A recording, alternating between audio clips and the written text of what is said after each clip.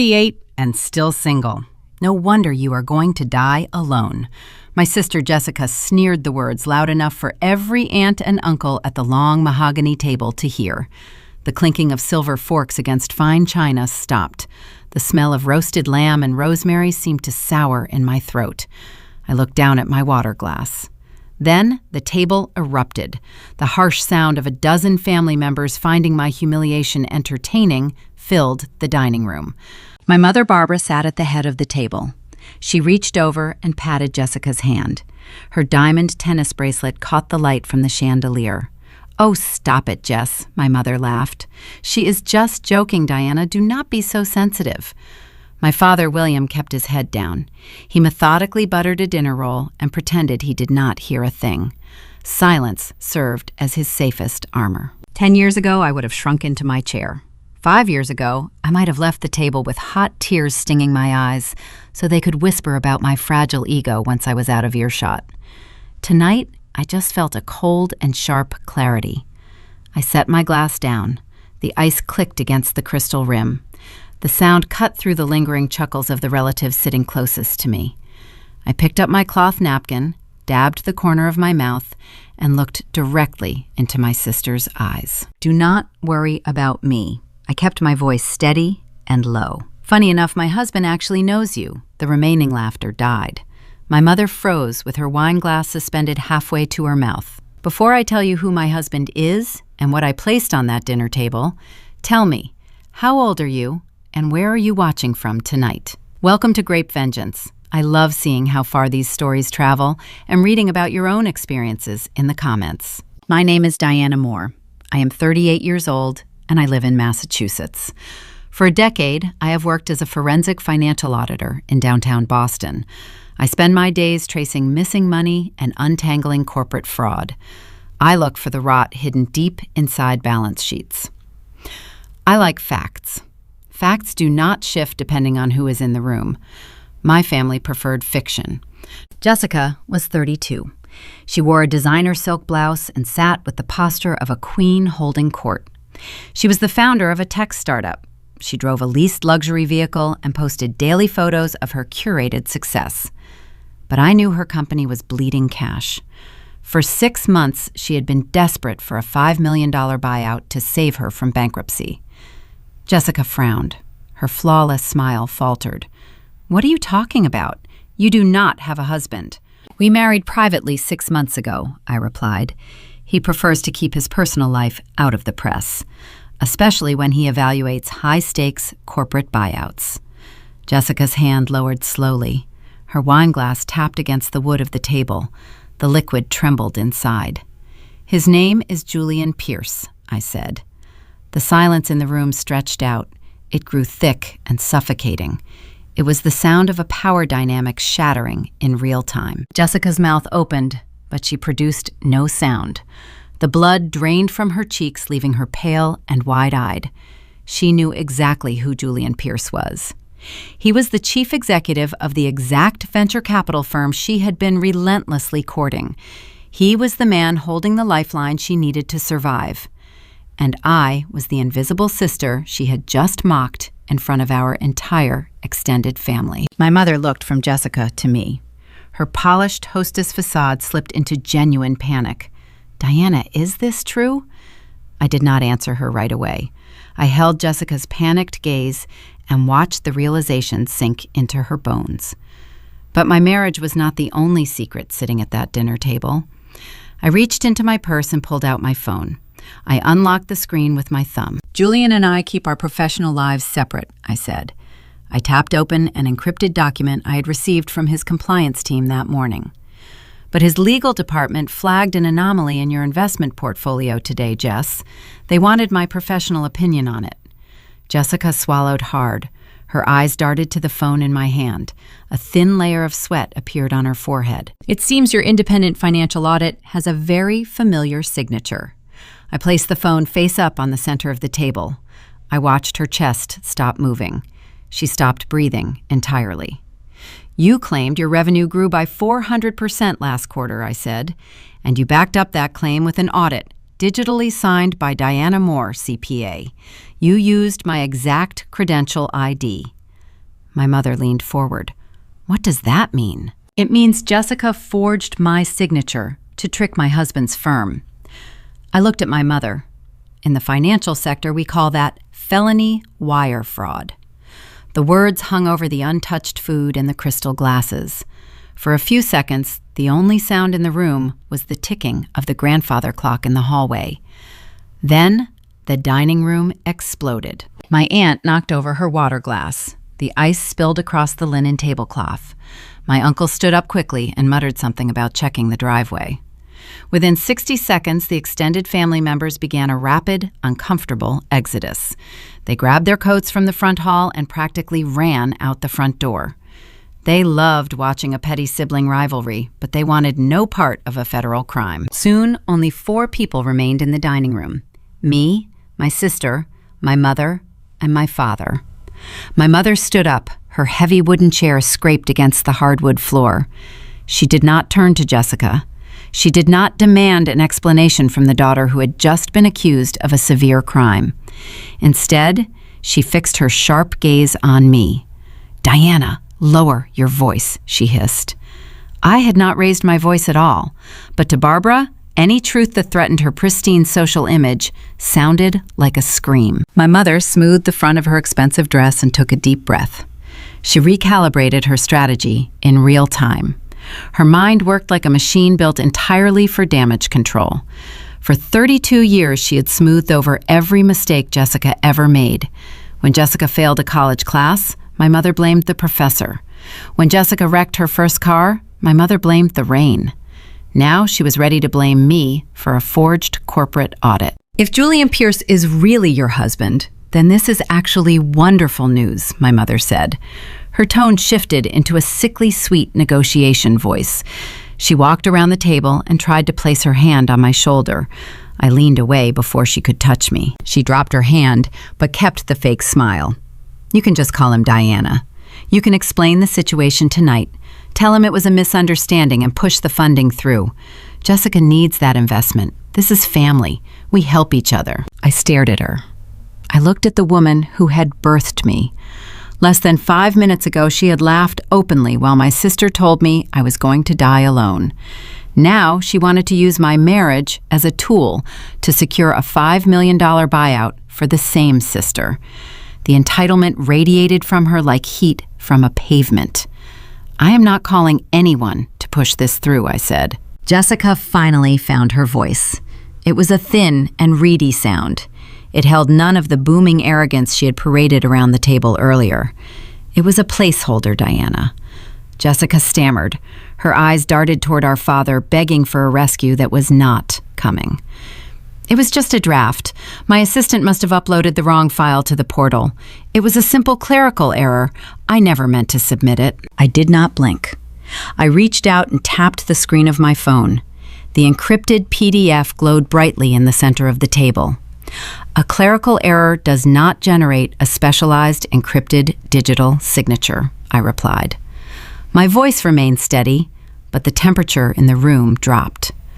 A clerical error does not inflate your quarterly revenue by 400%. I pushed the phone closer to her. I wanted her to look at the lie she had built. I worked for 4 brutal years to earn my accounting license. I studied through nights, weekends, and holidays. I built a reputation in Boston as an auditor who could not be bought, bribed, or fooled. My license was not just a piece of paper. It was my livelihood and my freedom. Jessica had bypassed the standard security checks at the venture capital firm precisely because my name carried an unblemished reputation in the financial sector. You stole my exact credential identification number. I pointed at the screen. You fabricated a letterhead. You faked 3 years of profit and loss statements. You presented a dying company as a profitable enterprise. You thought Julian would see my name, assume the numbers were verified, and hand you a check. Tears welled up in Jessica's eyes. They spilled over her cheeks, ruining her perfect makeup. This was her ultimate defense mechanism. The tears had always worked on our parents. I am your sister. Jessica sobbed. Her voice cracked. You are supposed to protect me. I was just trying to keep my company afloat. The employees rely on me. You cannot do this to me. I am not doing anything to you, I said. You did this to yourself the moment you signed my name on a fraudulent document. My mother rushed to Jessica's side. She wrapped her arms around her golden child and glared at me with pure venom. Are you happy now, Diana? My mother demanded. Are you happy you made your sister cry? You have always been jealous of her success. You have always resented her because she took risks while you sat in a boring cubicle. I looked at the two of them clutching each other. I felt no anger, only a profound sense of exhaustion. I turned my attention to my father. William still sat at the table. He had not spoken a single word since the argument began. He stared at his half-eaten dinner roll. His hands rested flat on the linen cloth. Dad, I said his name clearly, forcing him to look up. He raised his eyes. He looked older than his 65 years. He looked tired and trapped. Are you going to say anything? I asked him. Are you going to acknowledge that your youngest daughter just tried to commit a crime that could send me to prison? My father swallowed hard. He opened his mouth, but no sound came out. He looked at my mother. He saw the fury in her eyes, and he immediately looked back down at his plate. He chose silence. He always chose silence. The cowardice in his posture told me everything I needed to know. The dynamic in this house would never change. The truth did not matter here. The law did not matter here. The only thing that mattered was protecting Jessica from the consequences of her own actions. This is not a petty sibling rivalry anymore, I told the room. My voice cut through Jessica's loud sobs. This is a corporate crime scene. In the real world outside of this house, you do not get to cry your way out of a felony. My mother let go of Jessica. She stood up straight and crossed her arms. Her maternal concern vanished, replaced by a cold, calculating desperation I had never seen before. You listen to me, Diana. My mother pointed a manicured finger at my face. You are going to fix this. You are going to call your husband right now. I watched her chest heave. I noticed a slight tremor in her hands. She was not just angry. She was terrified. Her reaction felt disproportionate. A mother covering for a spoiled daughter was one thing, but Barbara was acting like her own life depended on this venture capital buyout. I realized then that I was missing a piece of the puzzle. Jessica's failing startup was not the only thing on the line tonight. There was something else hiding in the shadows of my family's finances. And as my mother took a step toward me, preparing to deliver an ultimatum that would permanently sever our relationship, I knew I had to dig deeper into the money they were trying so desperately to hide. My mother closed the distance between us. She did not look at the forged document glowing on the screen. She looked at me with eyes cold enough to freeze boiling water. You are going to fix this, Diana. My mother repeated the command. Her manicured finger tapped the hardwood table. I stood my ground. Fix what, Barbara? The felony. Do not use that tone with me, she snapped. You have always done this. You always try to make yourself look superior while dragging your sister through the mud. You are jealous. You have been jealous of Jessica since she started that company. You could not stand watching her build something brilliant while you punch numbers into a calculator all day. I stared at the woman raising her voice at me. The delusion was breathtaking. Jessica had not built a brilliant company. She had built a house of cards on a foundation of lies. But my mother preferred the lie. You think I am jealous of wire fraud? I asked. My mother slammed her palm flat against the table. The china rattled. Stop using those dramatic legal words. It is just business. Everyone stretches the truth in business. Julian will understand that if you just pick up your phone and explain it to him. She pointed at my device. Call him right now. Tell him the audit is legitimate. Tell him you reviewed the numbers yourself and everything is fine. You want me to lie to the chief executive of a venture capital firm? I kept my voice even. You want me to lie to my own husband. You want me to commit a crime to cover up her crime. It is not a crime. It is family loyalty. My mother hissed. Something you clearly know nothing about. Jessica stood behind our mother. She wiped her face with a napkin, but peeked over Barbara's shoulder to watch the confrontation. She looked like a child hiding behind a playground. She was 32 years old, and asking me to risk my freedom for her least luxury car. I turned my gaze to the other end of the room. Dad. I said his name one more time. William sat frozen in his chair. He gripped the edges of the table so tightly his knuckles turned white. I knew the history of that grip. He used it every time Barbara went on a rampage. He used it when she demanded he dip into his retirement savings to pay for Jessica's lavish wedding that ended in divorce a year later.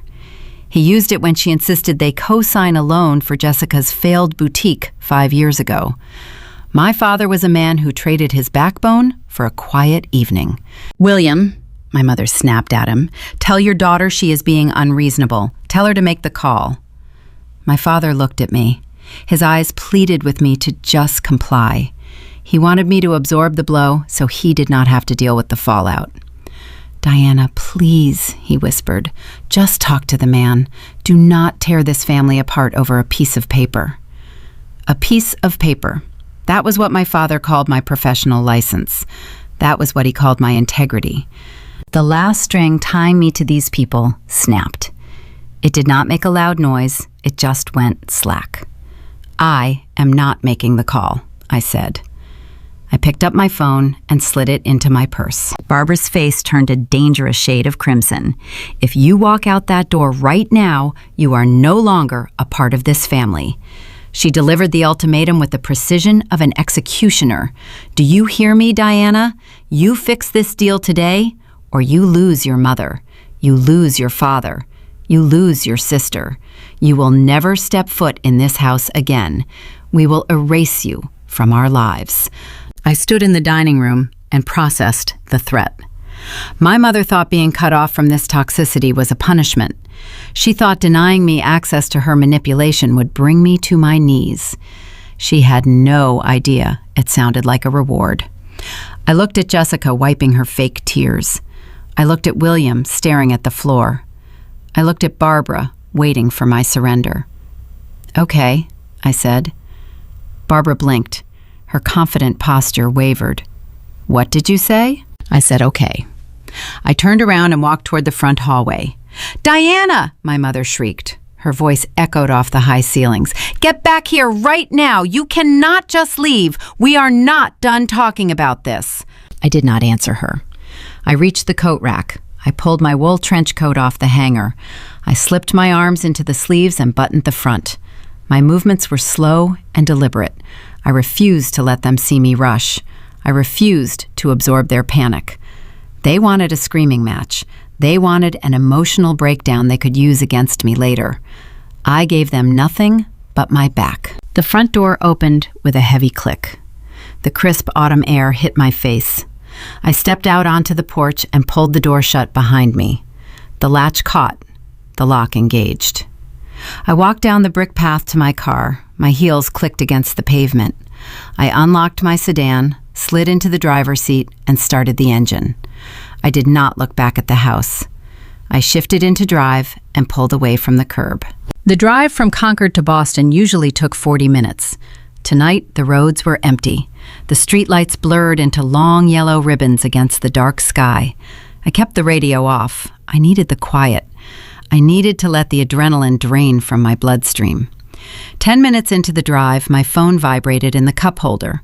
The Bluetooth screen on my dashboard lit up with Julian's name.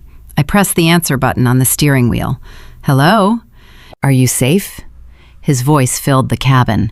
It was deep and calm. It grounded me instantly.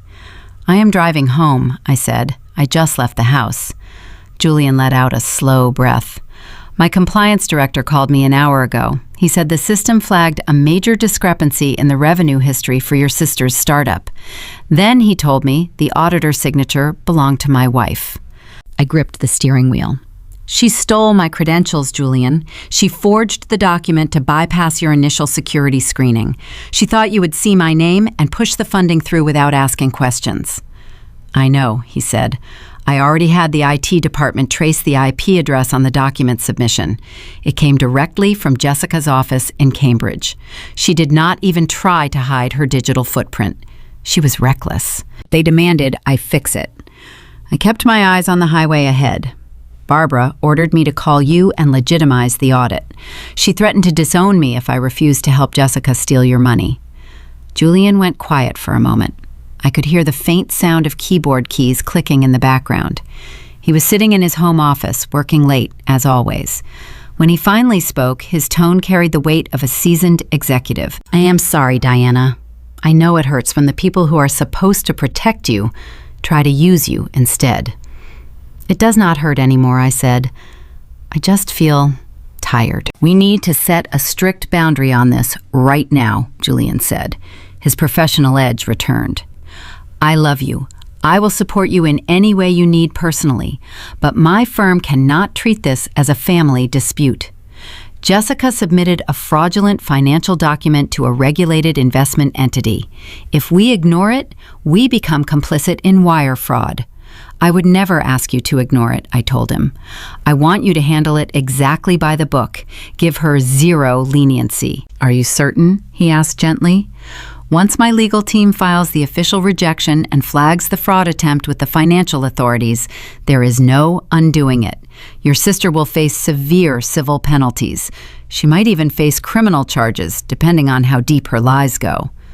"I am certain. Do what you have to do. I will authorize the legal department to proceed in the morning," Julian promised. "Drive safe. I will see you when you get home." The call ended. The car filled with silence again. I drove past the city limits of Boston. The skyline glowed in the distance. I thought about the panic in my mother's eyes. I replayed the scene in the dining room over and over. Barbara had always favored Jessica. That was a known fact. But her reaction tonight felt wrong. It was too sharp, too desperate. When Jessica's boutique failed 5 years ago, Barbara was annoyed. She complained about the wasted money, but she never panicked. Tonight, she looked like a woman standing on the edge of a cliff. She had screamed at me as if her own survival depended on Jessica getting that $5 million buyout. A tech startup founder faking revenue to secure venture capital was a common story. But a mother risking her eldest daughter's freedom to ensure the deal went through meant the stakes were much higher than a bruised ego. They needed that money for something else. I pulled into the underground parking garage of my apartment building. I turned off the engine, but I did not get out of the car. I sat in the dim light of the garage and pulled my laptop out of my work bag on the passenger seat. I was a forensic auditor. I found money people tried to hide. It was time to find out exactly what my parents were hiding. I walked into my apartment and locked the door behind me. The quiet space usually offered immediate comfort, but tonight the silence felt heavy. I placed my keys on the counter. The digital clock on the microwave read 1 in the morning.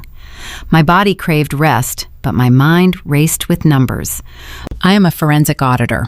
My brain is trained to seek patterns.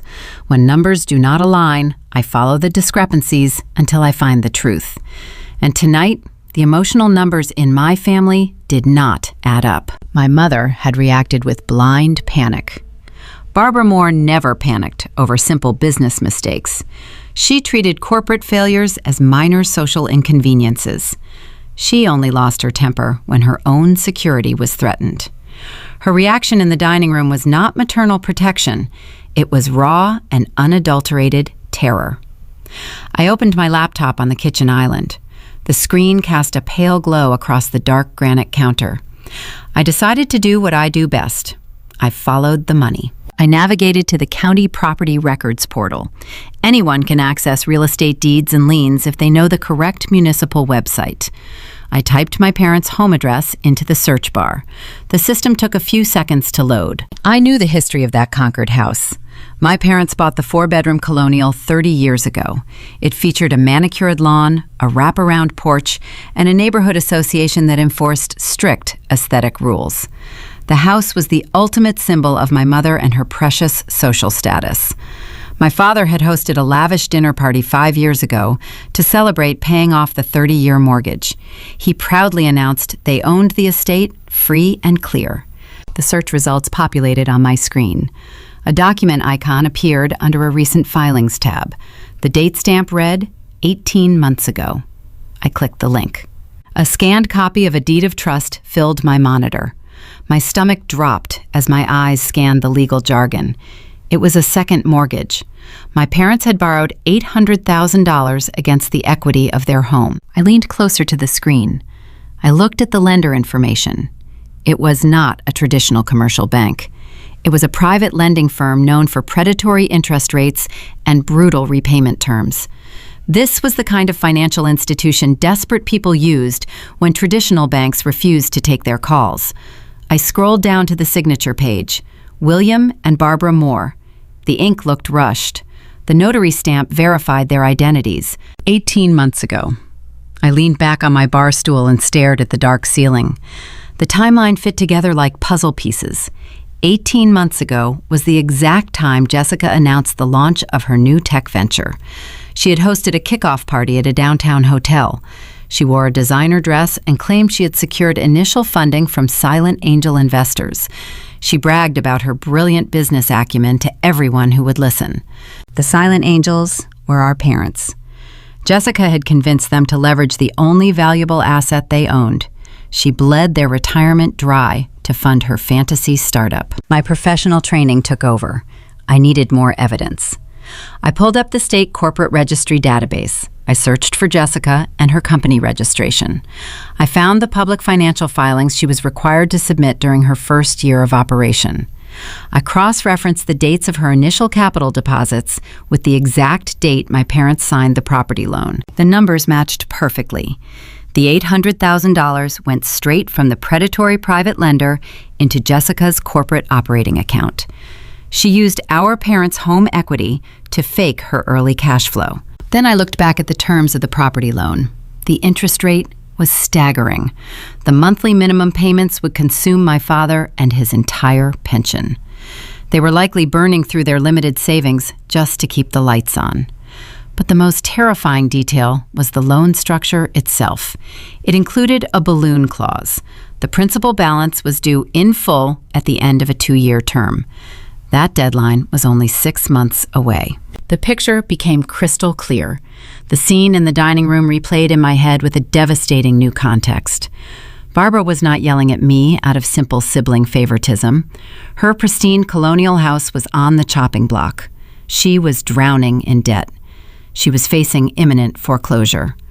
The woman who defined her entire worth by her country club membership and her elegant dinner parties was staring down the barrel of homelessness in her late 60s. Julian buying Jessica's worthless company for $5 million was their only escape route.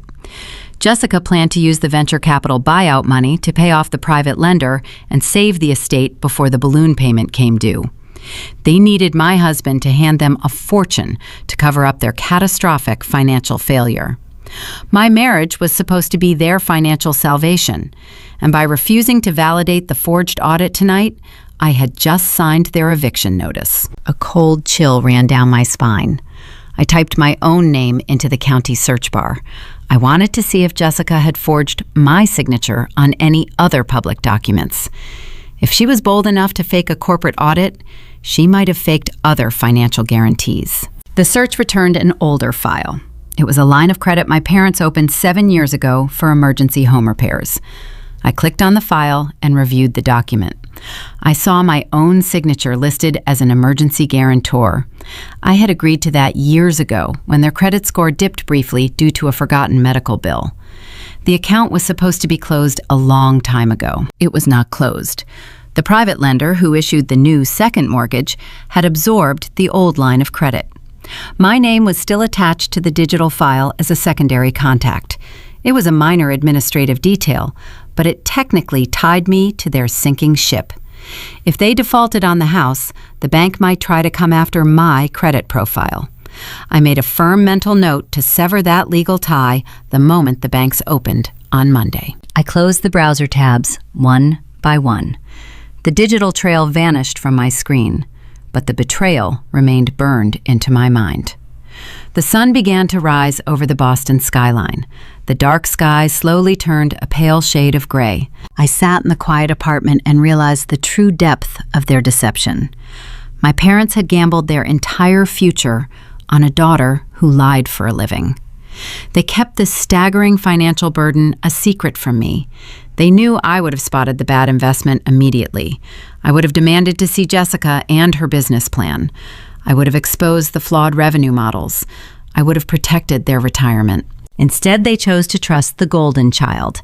And when the golden child failed, they demanded I commit a federal crime to bail them all out. They did not view me as a daughter. I was a human insurance policy they kept in the background. I was the reliable safety net they intended to deploy only when the ground gave way. Saturday and Sunday passed in a heavy, suffocating silence. My phone remained quiet. Neither my mother nor my father called to apologize. Jessica did not send a single text message. They were likely scrambling. They were probably sitting in that mortgaged house trying to invent a new lie to save themselves. I spent the weekend preparing my defense.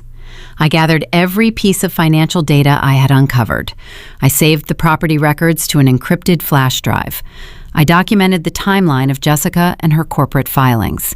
I built an impenetrable fortress of facts. I knew the silence would not last. Jessica was a cornered animal. Her startup was entirely worthless. Her parents were broke.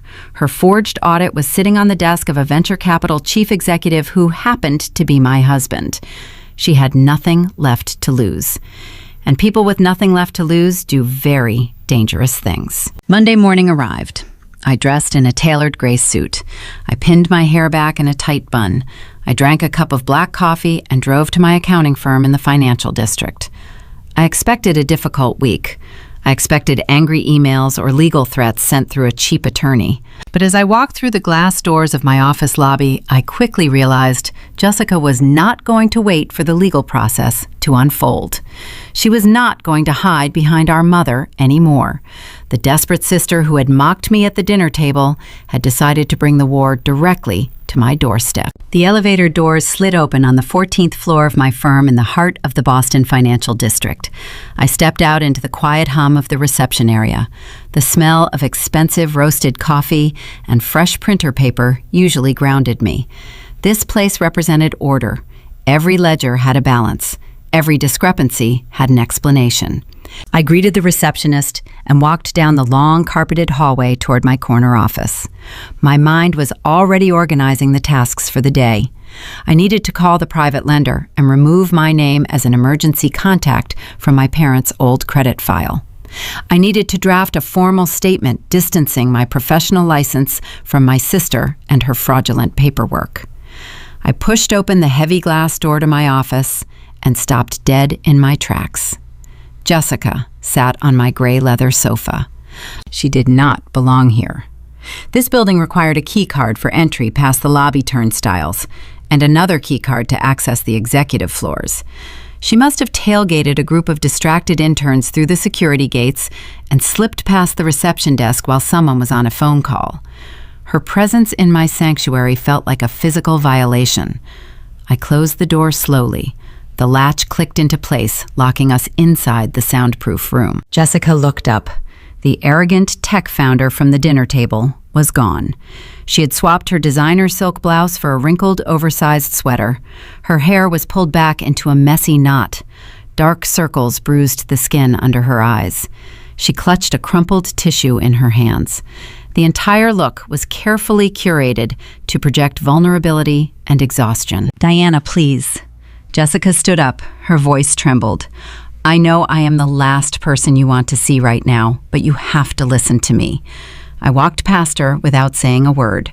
I set my leather briefcase on my desk and took my seat in my ergonomic chair. I looked at her across the expanse of polished mahogany.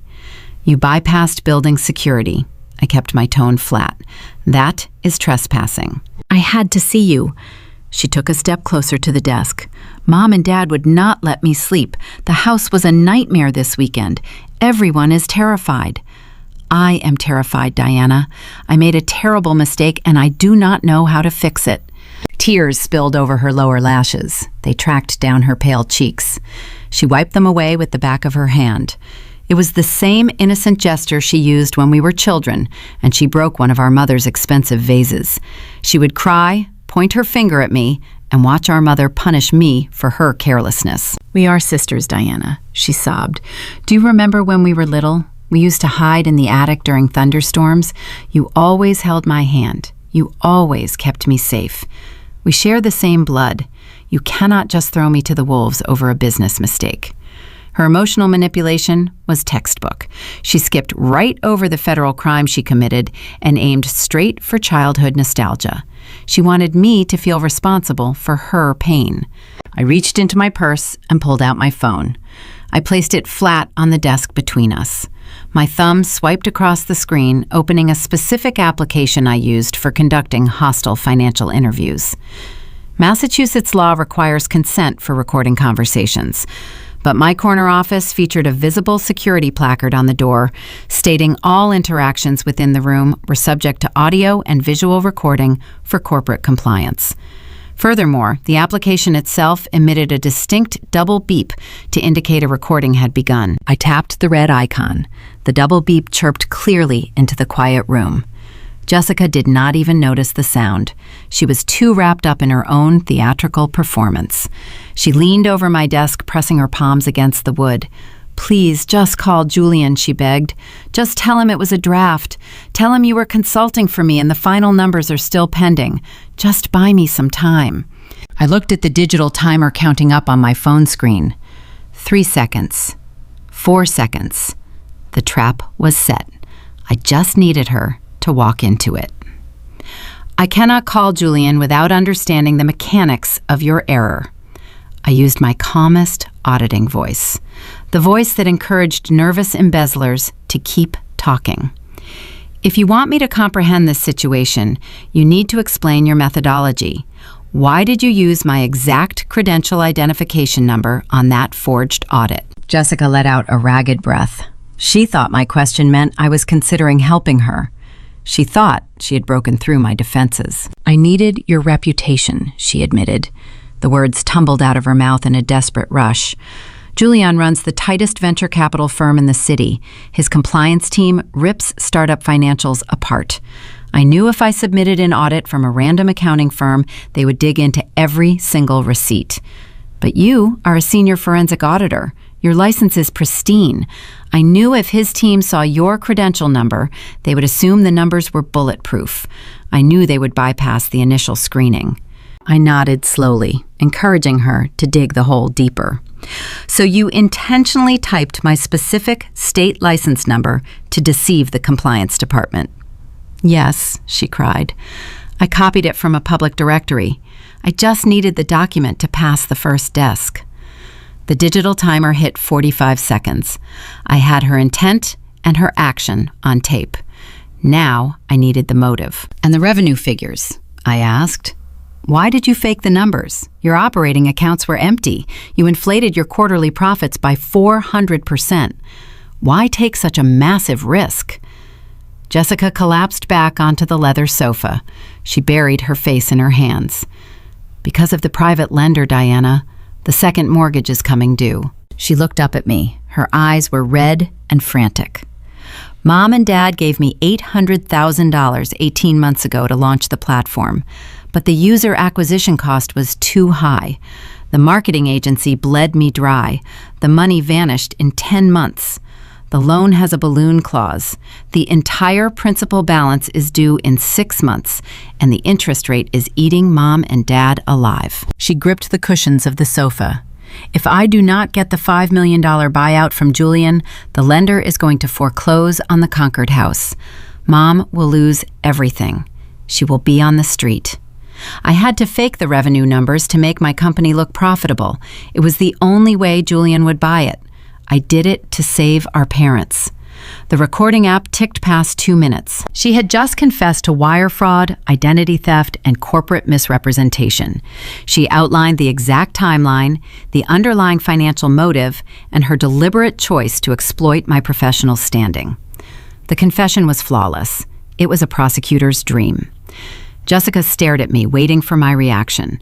She waited for the familiar rush of sisterly pity. She waited for me to stand up, walk around the desk, and promise to fix the unfixable.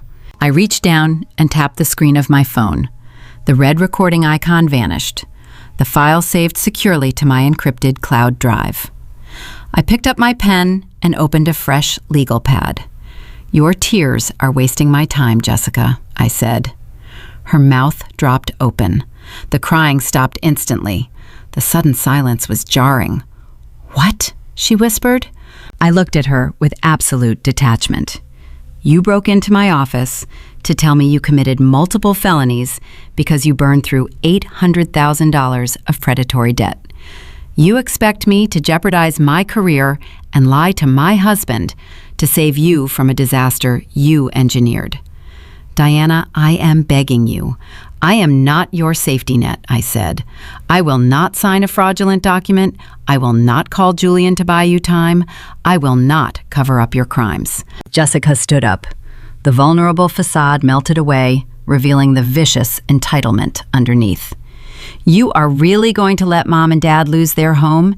You have all that money now, and you are just going to watch them drown." "They placed their own house on the roulette table," I replied. "I am just the person refusing to cover their gambling debts. Now leave my office before I call building security and have you escorted out in handcuffs." She stared at me. She finally realized the old rules no longer applied. I was not the quiet punching bag from the dining room. Jessica turned around and marched toward the door. She yanked it open and stormed out into the hallway, letting the heavy glass slam shut behind her. I sat alone in the quiet room. I had the confession secured. The legal threat against my license was neutralized. But I knew the war was far from over. Jessica failing meant the financial fallout was going to hit my parents directly. Right on cue, the landline on my desk began to ring. I checked the caller identification screen. It was my mother. The enabler was preparing her final attack. The red notification light on my desk phone began to blink. The caller identification screen displayed my parents' home landline number. I did not pick up the receiver. I sat in the quiet sanctuary of my office and watched the little light flash until it finally stopped. A few seconds later, my personal cell phone buzzed against the mahogany desk. A new voicemail notification appeared on the glass screen. I reached out and picked up the device. I pressed play and held the speaker close to my ear. My mother did not bother with a greeting. Her voice was sharp, rehearsed, and dripping with venom. "Diana Moore, you are a traitor to your own blood." I leaned back in my ergonomic chair and listened to the recording. I could hear my father breathing in the background. He was standing right next to her, remaining silent, while she handled the execution. Jessica just called me, crying hysterically from her car. My mother sneered into the receiver. "You threw her out of your office like a common criminal. I have never been so disgusted in my entire life. You think you are so smart with your accounting license and your rich husband, but you are nothing but a selfish, cold-hearted woman. We gave you everything. We raised you. And the one time your sister needs a simple favor, you turn your back on us." I kept my face neutral. I absorbed the harsh tone. "Let me make this crystal clear," Barbara continued, her pitch rising. "You are officially disowned. Do not call this house. Do not show up for the holidays. You are no longer my daughter. The only way you will ever speak to me again is if you pick up a pen, sign that audit, and secure the funding for Jessica. Otherwise, you are dead to us." The recording ended with a sharp click.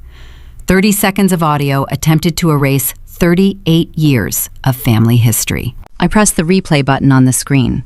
I listened to the entire message a second time. I wanted to make sure I heard every single syllable. I wanted to memorize the exact tone she used when she chose to protect a fraudulent tech startup over her eldest child. I wanted to remember how easily she discarded me when I refused to facilitate a felony. I did not cry. I did not feel the familiar knot of anxiety form in my stomach. The young girl who used to beg for her mother's approval was gone. I opened my messaging application, typed a single word, and hit send. Okay, 4 letters. No explanation, no counter-argument, just a quiet acceptance of her terms. That message was the turning point. For my entire adult life, I had played the role of the reliable punching bag. I absorbed their insults at dinner parties. I ignored the blatant favoritism. I stayed quiet to keep the peace. But peace built on my silence was just a convenient shield for them. I set the phone down on my desk. I was done being their shield. Now, I needed to protect myself. I opened my encrypted corporate email client and drafted a formal message to the compliance director at Julian's venture capital firm. I copied Julian on the correspondence to ensure a clear paper trail. The subject line read, "Official Notice of Fraudulent Misrepresentation." I kept the body of the email professional and brief. I stated clearly that the financial audit submitted by Jessica's tech startup contained a forged signature. I verified that my state credential identification number was used without my knowledge, review, or consent. I formally requested the immediate rejection of the buyout proposal based on severe corporate deception. I clicked send. The $5 million lifeline vanished into cyberspace. The deal was officially dead. Jessica could no longer pretend the funding was pending approval. The venture capital firm would now flag her company in the industry database, making it impossible for her to secure legitimate investment from anyone else in the Boston financial district. But I was not finished. I pulled up the property records I had saved to my encrypted flash drive over the weekend. I looked at the old line of credit my parents opened 7 years ago. The account that listed me as an emergency guarantor.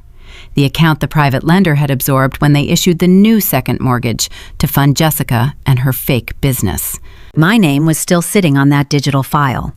It was a lingering thread connecting my pristine credit score to their sinking ship. If they defaulted on the massive balloon payment in 6 months, the lender could attempt to drag me into the collections process.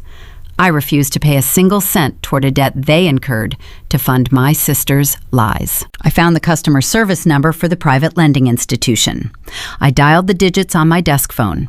A representative answered after 3 rings. I identified myself and provided the account number. I stated I needed to speak with a senior loan officer in the risk management department regarding a guarantor removal. The representative placed me on a brief hold. Soft elevator music played through the speaker, contrasting with the serious financial maneuver I was about to execute. A man named David picked up the line. He sounded bored, shuffling papers in the background. "How can I help you today, Miss Moore?" "I need to formally remove myself as a secondary contact and emergency guarantor from the account associated with William and Barbara Moore." I stated my request clearly. I did not authorize the recent restructuring of their debt, and I will not carry any liability for their current balance. David typed something on his keyboard. The keys clacked rapidly over the phone line. "Let me pull up the file. Yes, I see your signature from the original home repair line of credit. Since you are not the primary borrower on the active second mortgage, you have the legal right to sever this attachment. However, I must inform you of the administrative consequences." "I know the consequences," I replied. "I want to proceed immediately. Removing a guarantor from an active high-risk loan requires us to perform an immediate credit review on the primary borrowers." David explained the strict banking policy. "Your parents will be subjected to a hard credit inquiry today. We will recalculate their debt-to-income ratio without your financial profile acting as a buffer. If their current income does not support the monthly minimum payments, the bank may alter the terms of their loan or demand immediate partial repayment to offset our institutional risk. Do what you have to do," I said, keeping my voice devoid of emotion. "Please email me the release forms right now." The documents arrived in my inbox 2 minutes later. I printed the pages, signed them with my authentic signature, and scanned them back to the loan officer.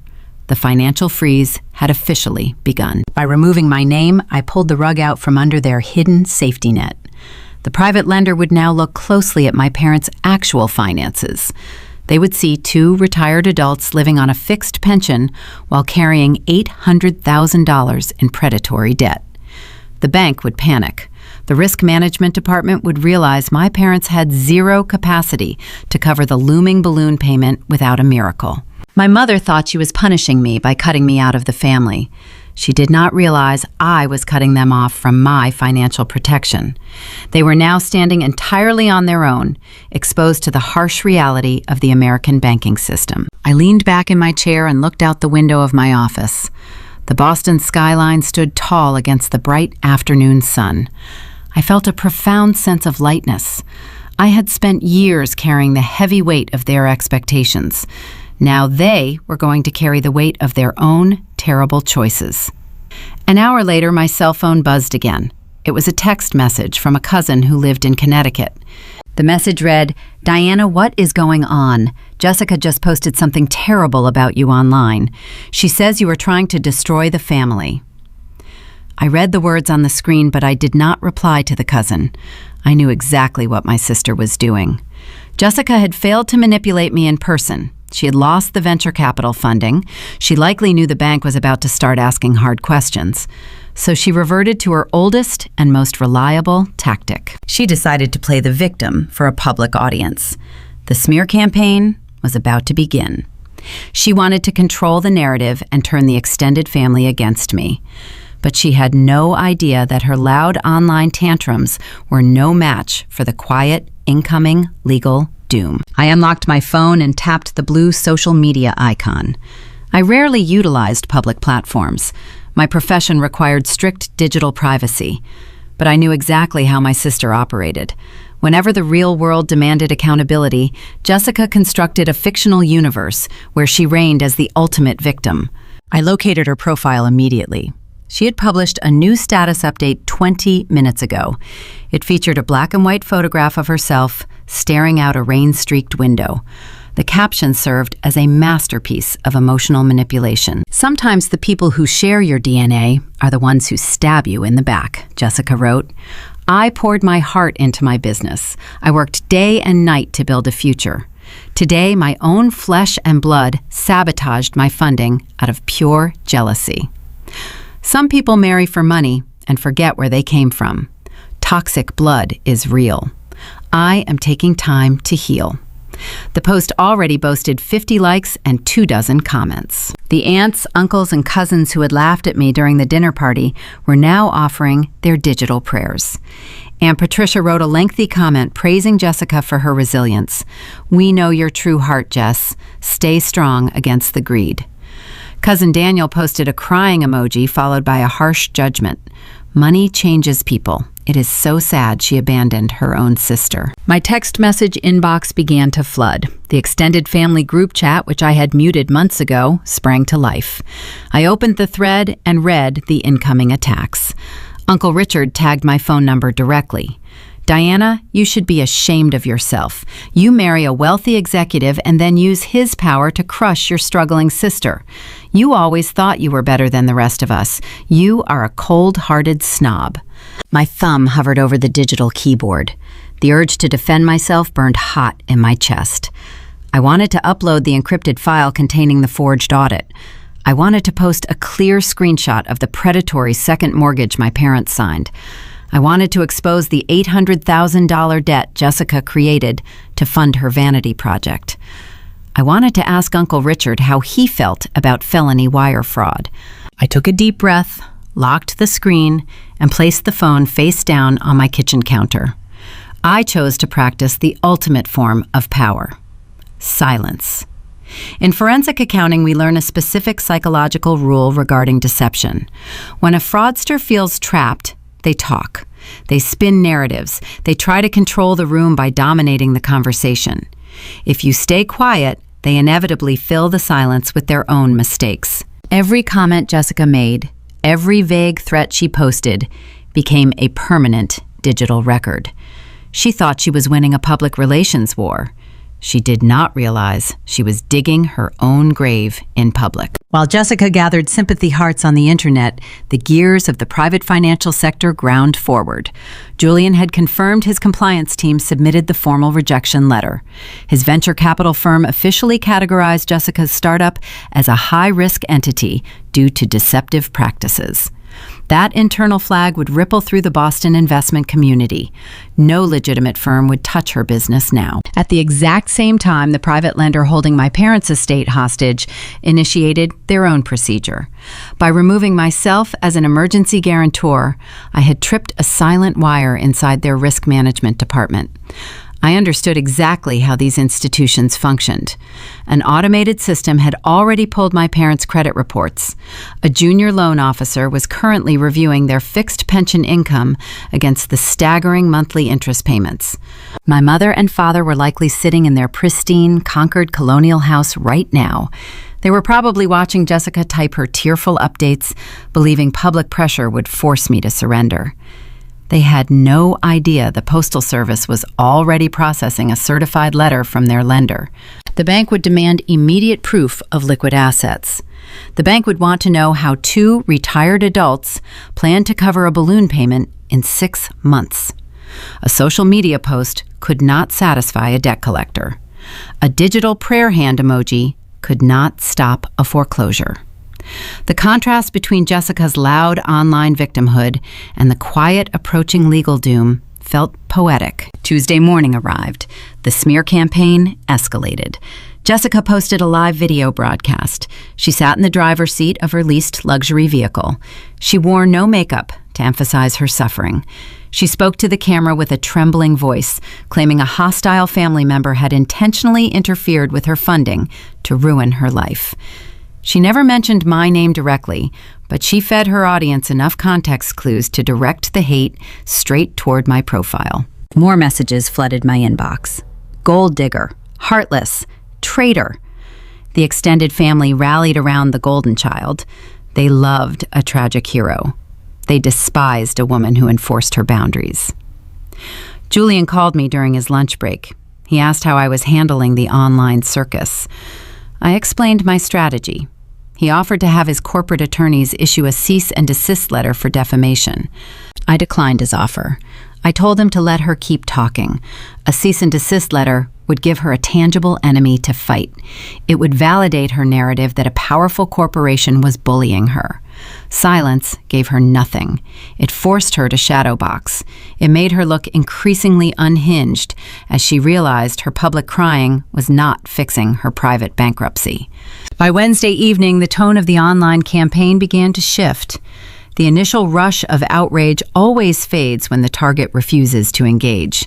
You cannot fight a war against a ghost. Jessica posted fewer updates. The comments from our relatives slowed down. The silence on my end was deafening to them. Barbara must have realized her grand ultimatum had failed. I did not beg for her forgiveness. I did not call to save the deal. I walked away just like she demanded. Now she had to live with the consequences of her own command. I sat in my living room on Thursday night. I reviewed a financial quarterly report for a new corporate client. The chaos of the week felt distant. I had built a fortress of logic and boundary. The digital noise could not penetrate my real life. Then my cell phone rang. I glanced at the screen expecting to see Julian or a work colleague. Instead, an unfamiliar local number flashed across the display. It was not a number saved in my contacts. I almost let it go to voicemail, but something told me to answer. I swiped the green icon and brought the speaker to my ear. I did not say hello. I just waited. A heavy, ragged sigh echoed through the line. Then a voice spoke. It belonged to the man who had stayed quiet during my humiliation at the dinner table. It belonged to the man who had stood by while my mother disowned me. Diana. My father breathed my name into the receiver. His voice sounded thin and strained. It lacked the resonant baritone I remembered from my childhood. "Dad," I replied. I kept my tone perfectly neutral. I did not offer a warm greeting. I did not ask how he was doing. I waited for him to reveal his agenda. "I am calling from a prepaid mobile device," he whispered. "I bought it at the pharmacy down the street. Your mother checks the cell provider billing statements every month. If she sees your contact information on the call log, she will explode." I sat back on my living room sofa. A bitter taste coated the roof of my mouth. William Moore had spent his entire marriage avoiding his wife. When we were children, he retreated to the basement workbench to escape her shouting matches. He mowed the lawn twice a week just to stay out of the house. He built a life out of dodging conflict.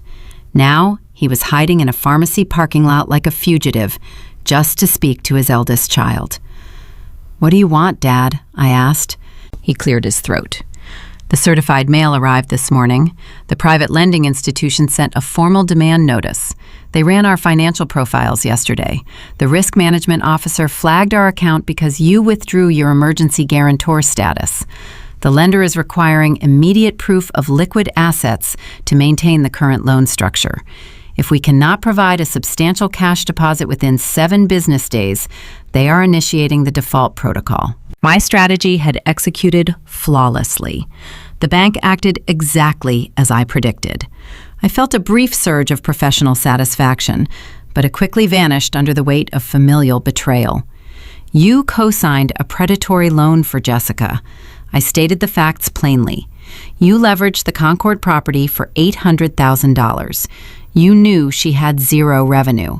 You knew the balloon payment was approaching. I did not want to sign those papers, Diana.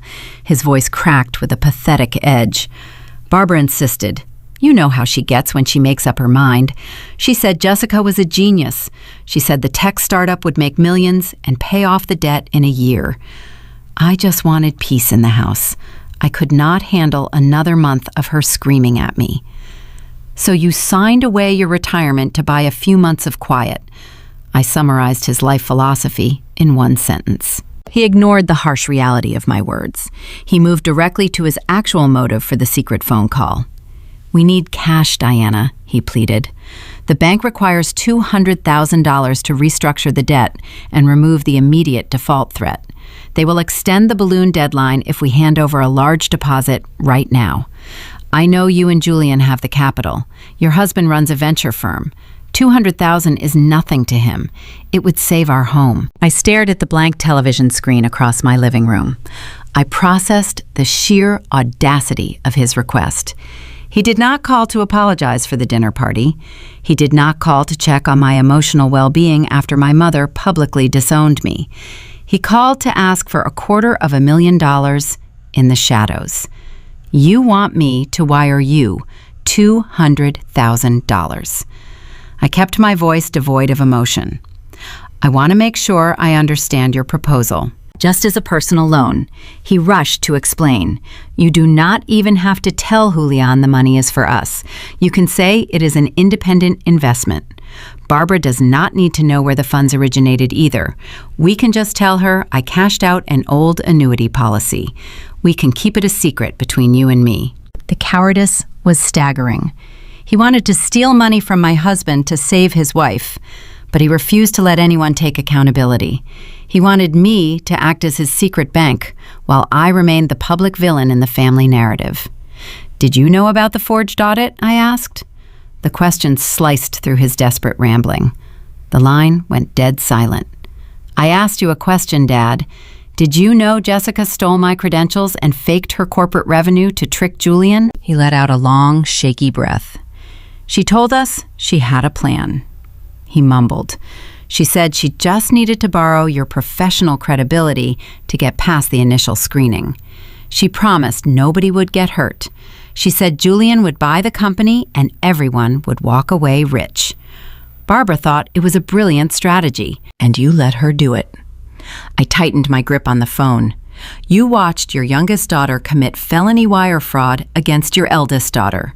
You watched her jeopardize my state accounting license and my personal freedom. You sat at that dinner table while she mocked me for being single, knowing she had already stolen my identity to save your house. I did not know she was going to insult you at dinner, he stammered. But you stayed quiet when she did, I countered. You methodically buttered your dinner roll while the entire extended family laughed at me. You let Barbara scream at me. You let her disown me. You stood by and did absolutely nothing. I am asking you for help, Diana, he whined. No, I replied. The word hung in the air, heavy and absolute. What do you mean, no? I mean, you are not getting a single cent from me, I told him. Your passivity is just as toxic as her aggression. You watched me get humiliated, and you expected me to bail you out in the shadows? You want the benefits of my success without ever standing up to defend me. I will not fund your cowardice. Diana, please. He sounded like a panicked child. "We will lose the house. We have nowhere else to go." "Then you need to hire a bankruptcy attorney." I delivered the hardest truth he had ever heard. You need to file for Chapter 11 protection. You need to liquidate the estate and move into a smaller apartment. You need to face the financial reality you created. I will not shield you from the consequences of your own gambling. The illusion of the loving father shattered. William Moore was not a victim of his wife. He was a willing participant. He allowed the abuse to happen because stopping it required effort he refused to exert. "You really are as cold as your mother says." His tone shifted from desperate to cruel. The mask finally slipped. When he realized he could not extract cash from my bank account, he resorted to the same bitter insults the rest of the family used. "If protecting my peace makes me cold, then I accept the title," I said. "Do not call this number again." Before I could disconnect the call, he issued a final warning. "You think you won because you canceled the funding." He spat the words into the receiver. "You think Barbara is just going to accept defeat and file for bankruptcy. You do not know your mother at all. She is not going to lose her country club status without dragging you down into the dirt with her." "What is that supposed to mean?" I demanded. "She retained legal counsel this morning." He revealed the new threat.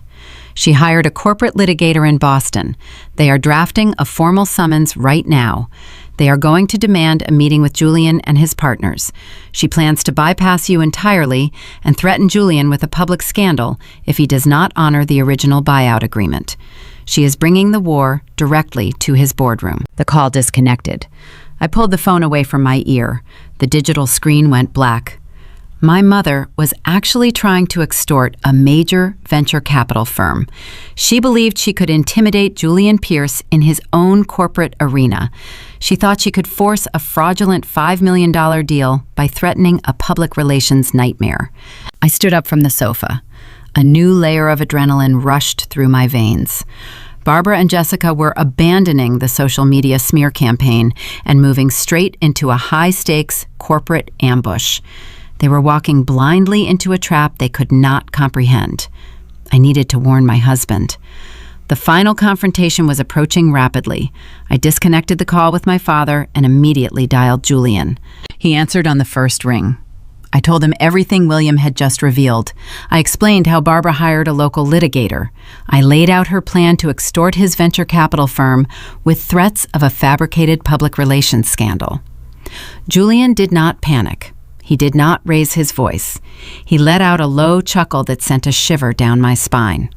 It was the sound of a predator watching prey walk directly into a snare. "Let her try," Julian said. His tone was smooth and lethal. "My legal department eats cheap litigators for breakfast.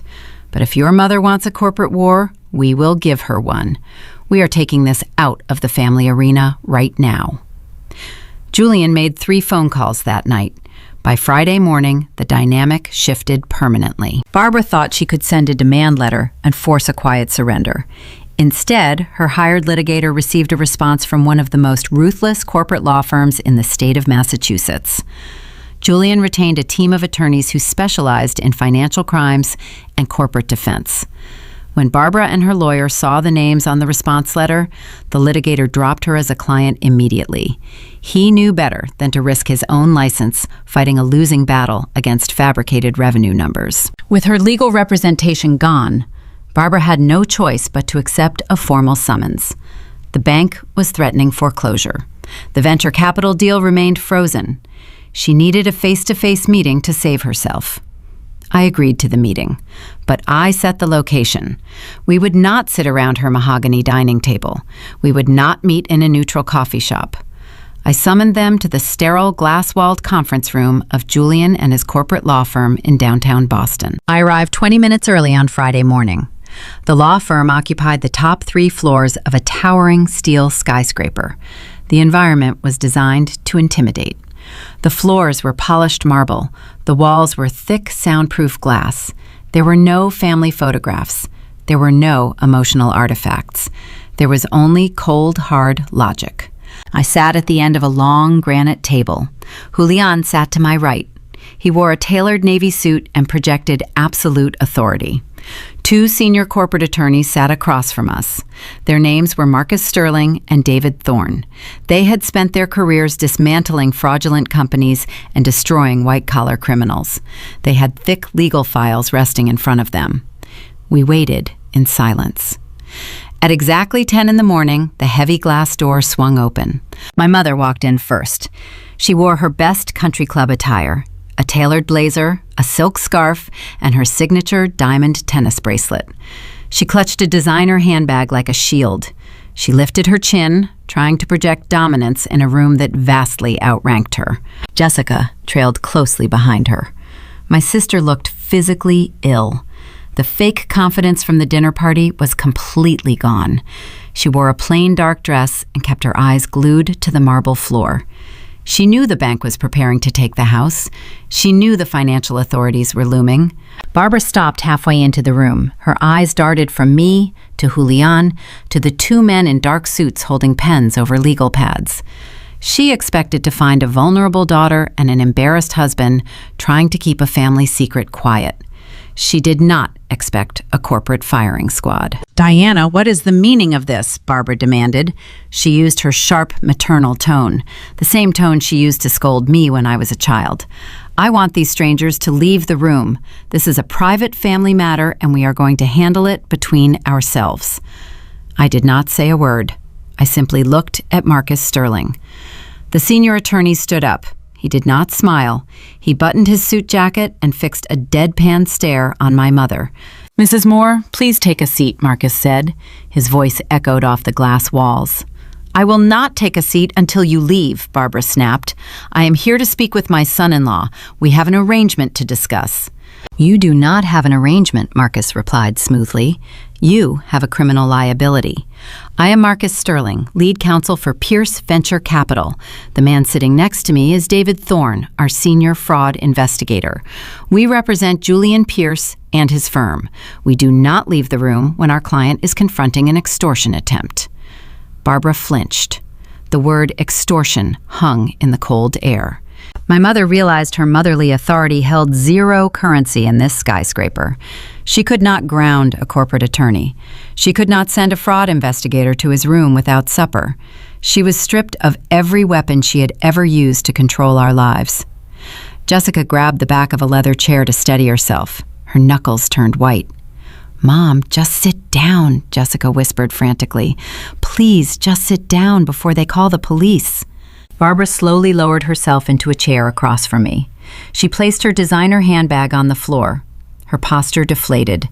The reality of the situation began to crush her carefully constructed delusion. "Let us clarify why you were summoned today." Marcus Sterling opened the thick file folder on the granite table. "We received a threatening communication from a local litigator you briefly retained. Your representative suggested that Pierce Venture Capital was unfairly withholding a $5 million buyout from your daughter's technology startup. He threatened to notify the financial press if we did not wire the funds immediately." Barbara swallowed hard. She looked at Julian. "Julian, you must understand, I was just trying to protect my family. You are a businessman. You know how aggressive negotiations can get. I was just playing the game." Julian leaned forward. He rested his forearms on the table. He did not look at her with familial warmth. He looked at her the way he looked at a bad investment. "Extortion is not a game, Barbara," Julian said quietly. The soft volume of his voice made the words sound even more dangerous. "Threatening to fabricate a public scandal to force a corporate acquisition is a federal offense. You sent that threat knowing full well your daughter faked her revenue history. You sent that threat knowing she forged my wife's professional signature to bypass my security team." "I did not know about any signature." Barbara lied instantly. She pointed a manicured finger at Jessica. "I had no idea what she submitted to your firm.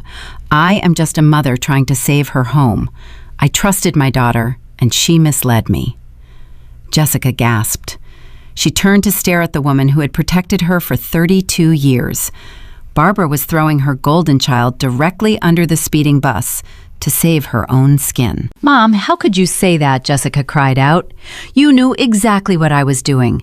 You told me to do whatever it takes to get the money so the bank would not foreclose on the estate. You drove me to the office the night I submitted the fake audit." "Stop lying, Jessica," Barbara shrieked, her voice cracked, echoing loudly in the sterile room. "Do not drag me into your illegal mess. You ruined this family." I sat back and watched them tear each other apart. A week ago, they were a united front mocking my single status at a dinner party. Now, they were sitting in a corporate law firm, betraying each other to avoid a prison sentence. The karma unfolded with mathematical precision. Marcus Sterling cleared his throat loudly. The sound sliced through their bickering. "We are not interested in your domestic disputes," Marcus stated. "We are interested in mitigating risk and ensuring compliance with the Securities and Exchange Commission.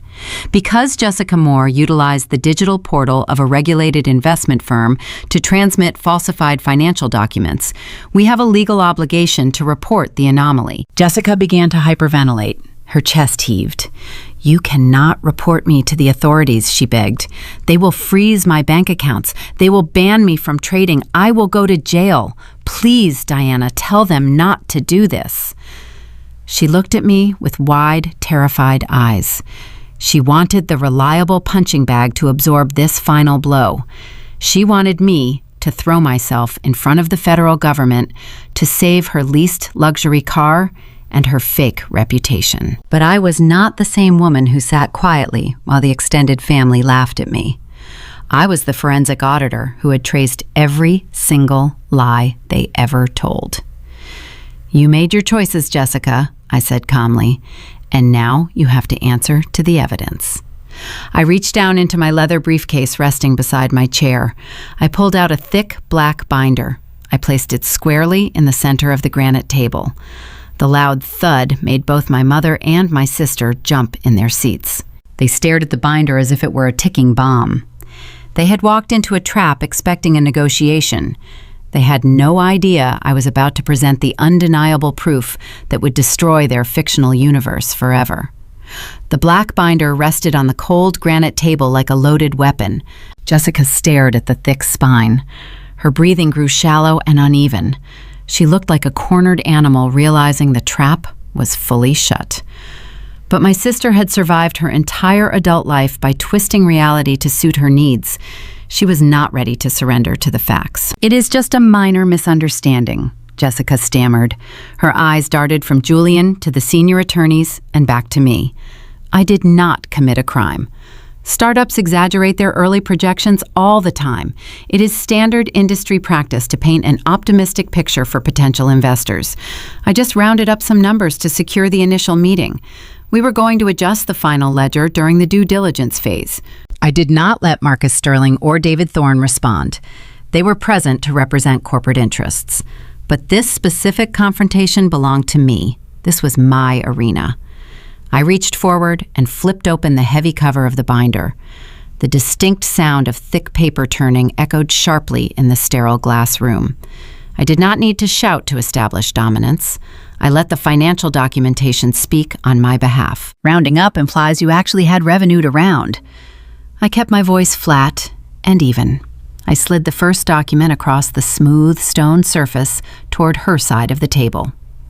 "This is a certified copy of your corporate operating account history. It shows a zero balance for the last 7 consecutive months. You did not have a single paying client. You ran out of the original seed money over a year ago. You were operating a ghost company." Jessica shrank back in her tufted leather chair. She refused to touch the paper. She acted as if the ink would burn her fingers. I flipped to the next section of the binder. I retrieved a second document and pushed it next to the first. "This is the profit and loss statement you submitted to my husband's venture capital firm. You claimed a quarterly profit of $2 million. You did not exaggerate projections, Jessica. You fabricated an entire financial ecosystem out of thin air to steal money." My mother leaned over the table to look at the paperwork. Her jaw tightened. She could not comprehend the complex accounting figures, but she recognized the undeniable proof of failure. Barbara always worshipped tangible success. Seeing her golden child exposed as a total fraud made her physically recoil. The illusion of the brilliant tech founder evaporated into the cold air conditioning of the skyscraper. But Jessica still had one desperate card left to play. She looked at the forged audit sitting in the open file. She knew she could not deny the signature existed on the digital portal. The IP address trace was irrefutable. So she decided to execute her oldest trick. She shifted the blame to the reliable scapegoat. "Diana told me to do it," Jessica blurted out. The room went perfectly still. Julian folded his hands on the table. His expression remained unreadable, but I saw a single muscle twitch in his jaw. He was witnessing the exact domestic abuse I had endured for decades. Jessica pointed a shaking finger directly at my chest. She told me the venture firm required specific formatting. She said my original paperwork was too weak to pass the initial screening process. We had a phone call last month. Diana consulted for my company. She gave me her credential identification number and instructed me to sign the document on her behalf. She set me up to fail. She wants to ruin me because she is jealous of my ambition. Barbara seized the fabricated lifeline immediately. She sat up straight and glared at me. Her maternal outrage returned with a sudden, fiery vengeance. I knew it. My mother hissed, her eyes narrowing into dark slits. "I knew you were behind this disaster. You orchestrated this entire situation just to humiliate your sister in front of your wealthy husband. You are a sick and vindictive woman, Diana. You lured her into making a mistake, and now you are trying to send her to prison." The senior attorney, David Thorne, leaned forward. He adjusted his silk tie. "Mrs. Moore, I strongly advise you to stop speaking. Accusing a licensed forensic auditor of orchestrating a felony is a severe defamatory claim. It carries significant legal consequences." "I do not care about your legal threats," Barbara snapped at the seasoned lawyer. She waved her hand dismissively. "My daughter is innocent. Diana manipulated her. Diana is the real criminal sitting at this table." Jessica began to cry again. Real tears flowed down her face, ruining her carefully applied mascara. She sobbed loudly. She hid her face in her hands, playing the perfect wounded victim. She believed her lie had worked. She thought she had successfully muddied the waters. In a normal family argument inside that conquered colonial house, a loud, emotional lie always defeated a quiet truth. But we were not standing in a domestic living room. We were sitting inside a corporate execution chamber. I did not raise my voice to defend myself. I did not waste my breath arguing with their practiced delusions.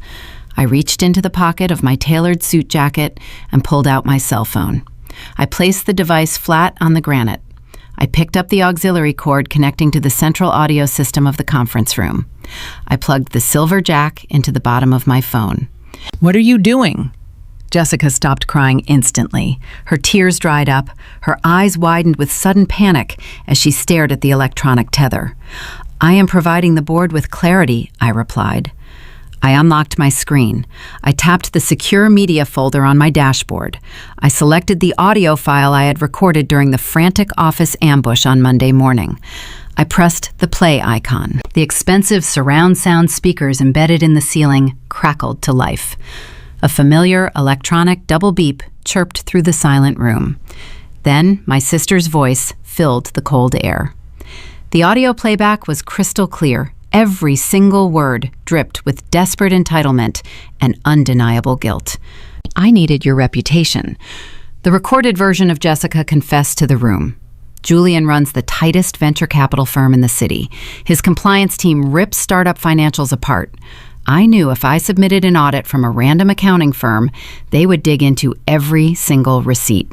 But you are a senior forensic auditor. Your license is pristine. I knew if his team saw your credential number, they would assume the numbers were bulletproof. I knew they would bypass the initial screening. The live version of Jessica froze in her chair. The remaining color drained from her face.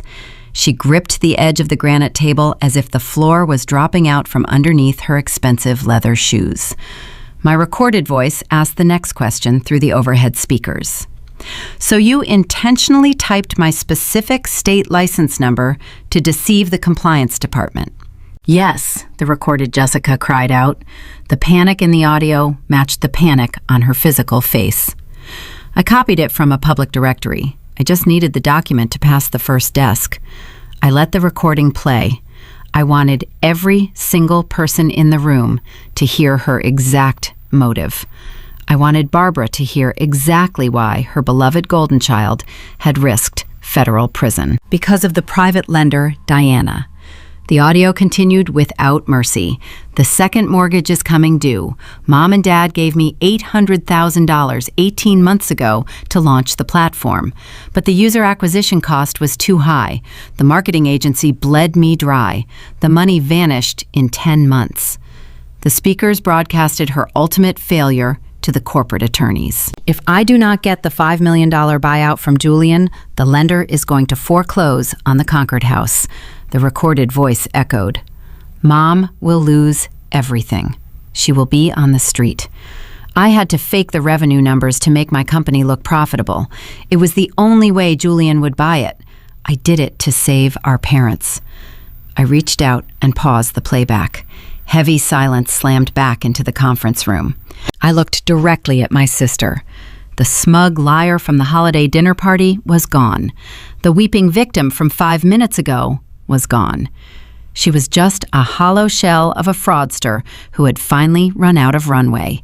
The truth had pinned her to the wall. I did not tell you to do anything, Jessica. I kept my gaze locked on her terrified eyes. You broke into my secure office and confessed to multiple corporate crimes. You admitted to identity theft. You admitted to deliberate financial misrepresentation. And you admitted you destroyed our parents' retirement to fund your vanity project. I turned my attention to my mother. Barbara looked like she had just been struck by lightning. Her face was chalk white.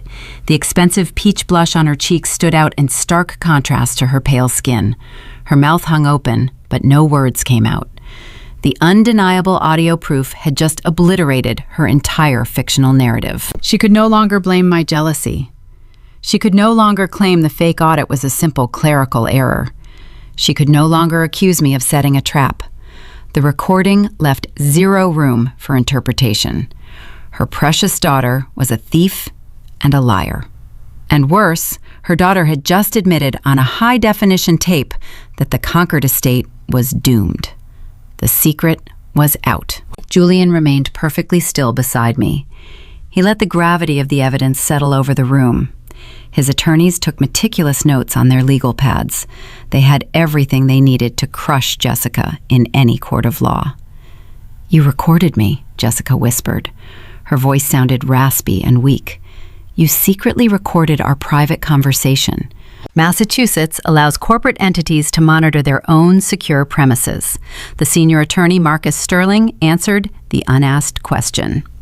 Your sister operates a compliance office. You trespassed on restricted commercial property and offered an unsolicited confession. It is highly admissible evidence in a court of law. Jessica slouched down in her chair. She looked at her mother, hoping for a final, dramatic rescue. She wanted Barbara to stand up and scream at the lawyers. She wanted Barbara to drag her out of the room and protect her from the incoming disaster, just like she always did. But Barbara did not move to comfort her daughter. Barbara did not reach out to hold her shaking hand. My mother stared at the black binder on the table. She stared at the bank records showing the empty operating accounts. She stared at the forged signature. The brutal reality of her impending homelessness finally broke through her stubborn denial. The lucrative venture capital buyout was dead. The predatory lender was going to seize her beautiful colonial house. Her pristine social status in the wealthy suburbs was about to vanish forever. The desperate alliance between the enabler and the golden child relied entirely on shared delusion and stolen money. Now that the money was gone and the delusion was shattered into a million pieces, the loyalty evaporated. The tension in the glass room reached a critical breaking point. I watched my mother slowly turn her head to look at her favorite daughter. The maternal warmth in her eyes disappeared. It was replaced by a cold, ruthless fury. The target of her rage was shifting. The predator was about to turn on its own kin. The silence in the glass room felt heavier than stone. My mother stared at my sister. The maternal warmth I had watched Barbara shower on Jessica for 3 decades evaporated in a matter of seconds. It was replaced by a chilling calculation. Barbara realized her sanctuary in Concord was doomed. The private lending institution would seize the manicured lawn, the wraparound porch, and the neighborhood association membership she worshipped. She would lose her status. She would become a cautionary tale among her wealthy friends. And the person responsible for this social death was sitting right next to her. "You lied to me," Barbara whispered. Her voice carried a sharp edge that cut through the sterile air. Jessica flinched. "Mom, I was just trying to help us. I wanted to save the estate."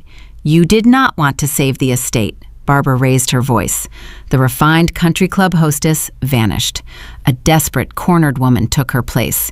"You wanted to play pretend.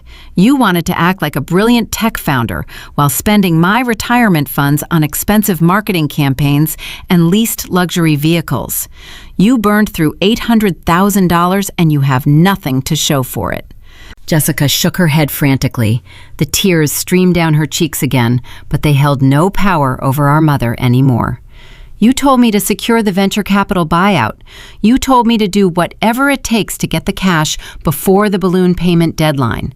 I told you to run a successful business," Barbara shouted. She slammed her hand flat against the granite table. "I did not tell you to commit a federal crime. I did not tell you to forge your sister's credentials and drag my name into a corporate fraud investigation." I sat back in my chair and watched the implosion. For 32 years, my mother and sister operated as an impenetrable alliance. They fed off each other. Jessica provided the dramatic crises, and Barbara provided the dramatic rescues. They bonded over their shared mistreatment of me. I was the reliable scapegoat they used to deflect their own insecurities. But their bond was never rooted in genuine love. It was rooted in convenience. The moment the convenience vanished, the loyalty shattered. "It is your fault we are in this mess." Barbara pointed a shaking finger at the golden child. "You convinced your father and me to leverage the only valuable asset we owned. You promised us a staggering return on our investment.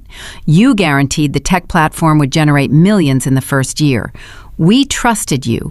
We put our entire financial future in your hands, and you destroyed us." Jessica stood up from her leather chair, her face twisted into a mask of pure desperation.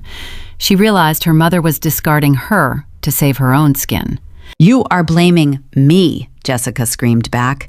The sound echoed off the soundproof glass walls. "You are the one who demanded the lavish lifestyle. You are the one who refused to downsize when Dad retired. You pushed me to start this company because you wanted to brag to your friends about having a chief executive for a daughter. You created this debt. You signed the predatory loan." The two women stood in the center of the corporate law firm, tearing each other apart. They hurled accusations and exposed every secret they had hidden behind the doors of their colonial house. They fought over the lost money. They fought over the impending foreclosure. They fought over who deserved to face the consequences. I did not intervene. I did not try to mediate their dispute. I felt no urge to comfort either of them. The little girl who used to crave their approval was dead. The woman sitting in the ergonomic chair was a forensic auditor watching two fraudsters turn on each other when the authorities closed in. Julian sat beside me. He remained silent. His posture projected calm authority. He allowed the toxic dynamic to expose itself fully before his legal team stepped in to finish the job. Marcus Sterling cleared his throat. The sound was not loud, but it carried a commanding resonance that demanded immediate attention. "Sit down," the senior attorney ordered.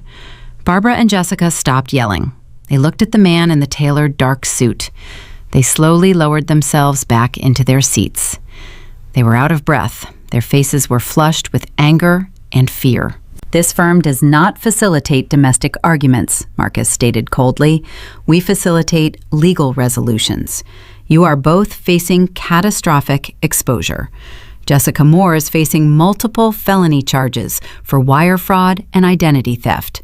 Barbara and William Moore are facing imminent foreclosure and potential civil liability for participating in a deceptive financial scheme. Barbara opened her mouth to protest, but David Thorne raised a hand to silence her.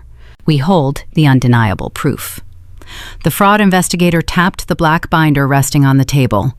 We possess the forged digital signature. We possess the falsified corporate ledger. We possess the audio confession.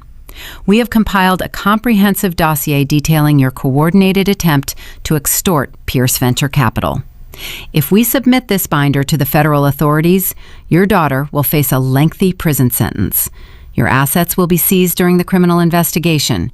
You will lose the estate, and you will likely spend your remaining retirement funds on criminal defense attorneys. Jessica began to shake. Her teeth chattered softly. She wrapped her arms around her stomach. However, Marcus Sterling continued, our client prefers to resolve this matter without enduring a lengthy public trial. Mr. Pierce values his corporate privacy and his wife's peace of mind. Therefore, we are offering a settlement. Barbara leaned forward. The word settlement triggered a glimmer of hope in her eyes. What kind of settlement? You will agree to our terms today. Marcus outlined the ultimatum. If you refuse a single condition, we will hand the binder directly to the district attorney. The senior lawyer opened a fresh file folder. He retrieved 2 thick stacks of legal documents and placed them on the granite surface. Condition 1. Marcus looked at my sister. Jessica Moore will sign a sworn affidavit confessing to the forgery and the financial misrepresentation. This document will remain in our secure vault. If you ever attempt to launch another company, solicit investors, or disparage Diana Moore in any public or private forum, we will release the confession to the authorities immediately. Jessica stared at the paperwork. Her lips trembled. Condition 2. David Thorne took over the explanation. Jessica Moore will formally dissolve her technology startup today. You will sign the corporate termination papers in this room. Your company ceases to exist, effective immediately. You will never operate as a corporate officer in the state of Massachusetts again. You are taking my entire career, Jessica whispered. You do not have a career. I spoke for the first time since the recording ended. You have a crime scene. Sign the papers or go to a federal penitentiary. Jessica swallowed hard. She looked down at her lap. Condition 3. Marcus turned his attention to my mother. William and Barbara Moore must resolve their debt with the private lending institution without any financial assistance from Diana or Julian Pierce. To accomplish this, you will sign a legally binding agreement to voluntarily list the Concord property for sale by the end of the business week. Barbara gasped. She pressed a hand against her chest. You cannot force me to sell my home. I have lived in that house for 30 years. We are not forcing you, Marcus replied smoothly. The bank is going to foreclose on the property regardless. By voluntarily liquidating the asset now, you might recover a small fraction of the remaining equity to secure a modest apartment. If you wait for the bank to seize it, you will walk away with nothing but a destroyed credit profile. The choice is yours. The reality of the ultimatum settled over the room. The trap was flawless. The corporate attorneys had cornered them with strict mathematical precision. There was no room for emotional manipulation. There were no loopholes to exploit. My mother and sister were staring at the exact consequences of their own greed. Marcus Sterling retrieved 2 heavy silver pens from the inside pocket of his suit jacket. He placed one pen in front of Jessica and the other in front of Barbara. You have 5 minutes to review the documents and provide your signatures. The attorney checked his silver wristwatch. If the ink is not on the paper when that time expires, I will dial the authorities myself. The ticking clock began. The tension returned to the glass room. Jessica stared at the confession that would end her fraudulent ambitions forever. Barbara stared at the agreement that would strip her of her cherished social status and force her out of the wealthy suburbs. I sat back and watched them process their defeat. They had spent my entire life trying to make me feel small. Now they were the smallest people in the room, holding silver pens deciding whether to sign away their illusions or forfeit their freedom. Jessica reached for the pen first. Her hand shook so uncontrollably she could barely grip the metal barrel. Jessica gripped the heavy silver pen. Her knuckles turned stark white under the fluorescent lights of the corporate conference room. The metal barrel trembled between her fingers. She stared at the sworn affidavit resting on the smooth granite table. The legal document detailed every fraudulent action she took to deceive my husband's firm. It outlined the forged signature.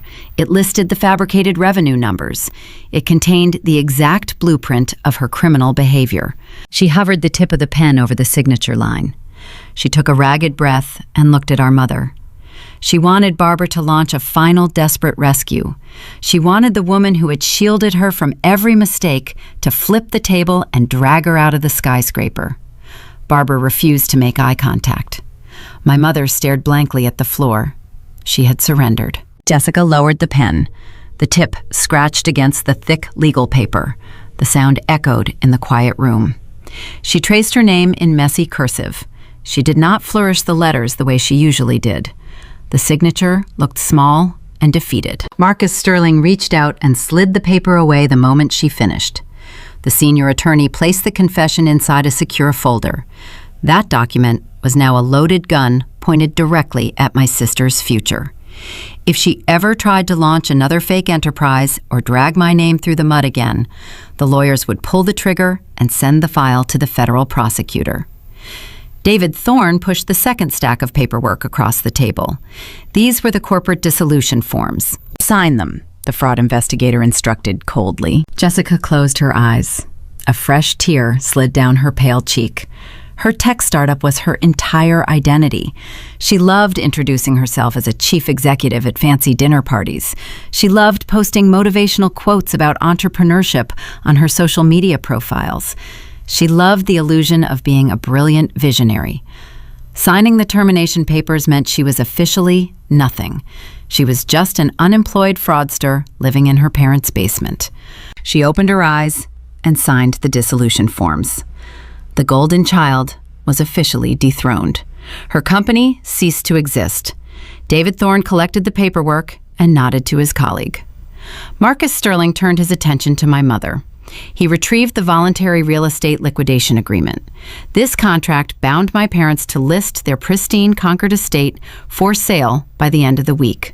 Barbara reached for the second silver pen on the table. Her hand shook just as badly as Jessica's hand had shaken. "Before you sign, Mrs. Moore," Marcus Sterling interrupted her movement. "Massachusetts property law requires the signatures of both spouses to voluntarily liquidate a jointly owned marital asset. A single signature will not satisfy the legal requirement to prevent the imminent bank foreclosure." My mother looked confused. "My husband is not here," she said. "He drove us to the city, but he waited in the lobby. He cannot handle stressful meetings." Julianne pressed a silver button on the intercom panel embedded in the center of the conference table. "Security," Julianne spoke into the microphone.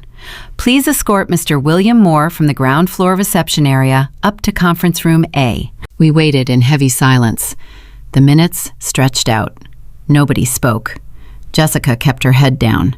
Barbara stared at the real estate contract that would end her reign in the wealthy suburbs. The heavy glass door clicked open. 2 uniformed security guards ushered my father into the room. William walked in with his shoulders slumped. He wore a faded polo shirt and khaki pants. He took one look at the grim faces around the granite table, and his posture deflated even further. He saw his youngest daughter crying silently. He saw his wife trembling. He saw me sitting next to my husband with a look of pure detachment.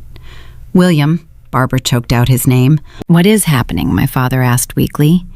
He did not step fully into the room. He lingered near the door as if he wanted to run away. Marcus Sterling delivered the summary with brutal efficiency. He did not spare my father's feelings. He explained the audio confession. He explained the undeniable proof of the forged audit. He laid out the ultimate choice. Either Williams signed the agreement to sell his home immediately, or the firm would send his daughter to federal prison while the bank seized the house anyway. My father looked at me. His eyes pleaded for a bailout. He wanted me to open my purse and hand him $200,000 to make the nightmare disappear. He wanted me to act as the secret bank he demanded on the phone. I met his gaze and offered zero emotion. I did not blink.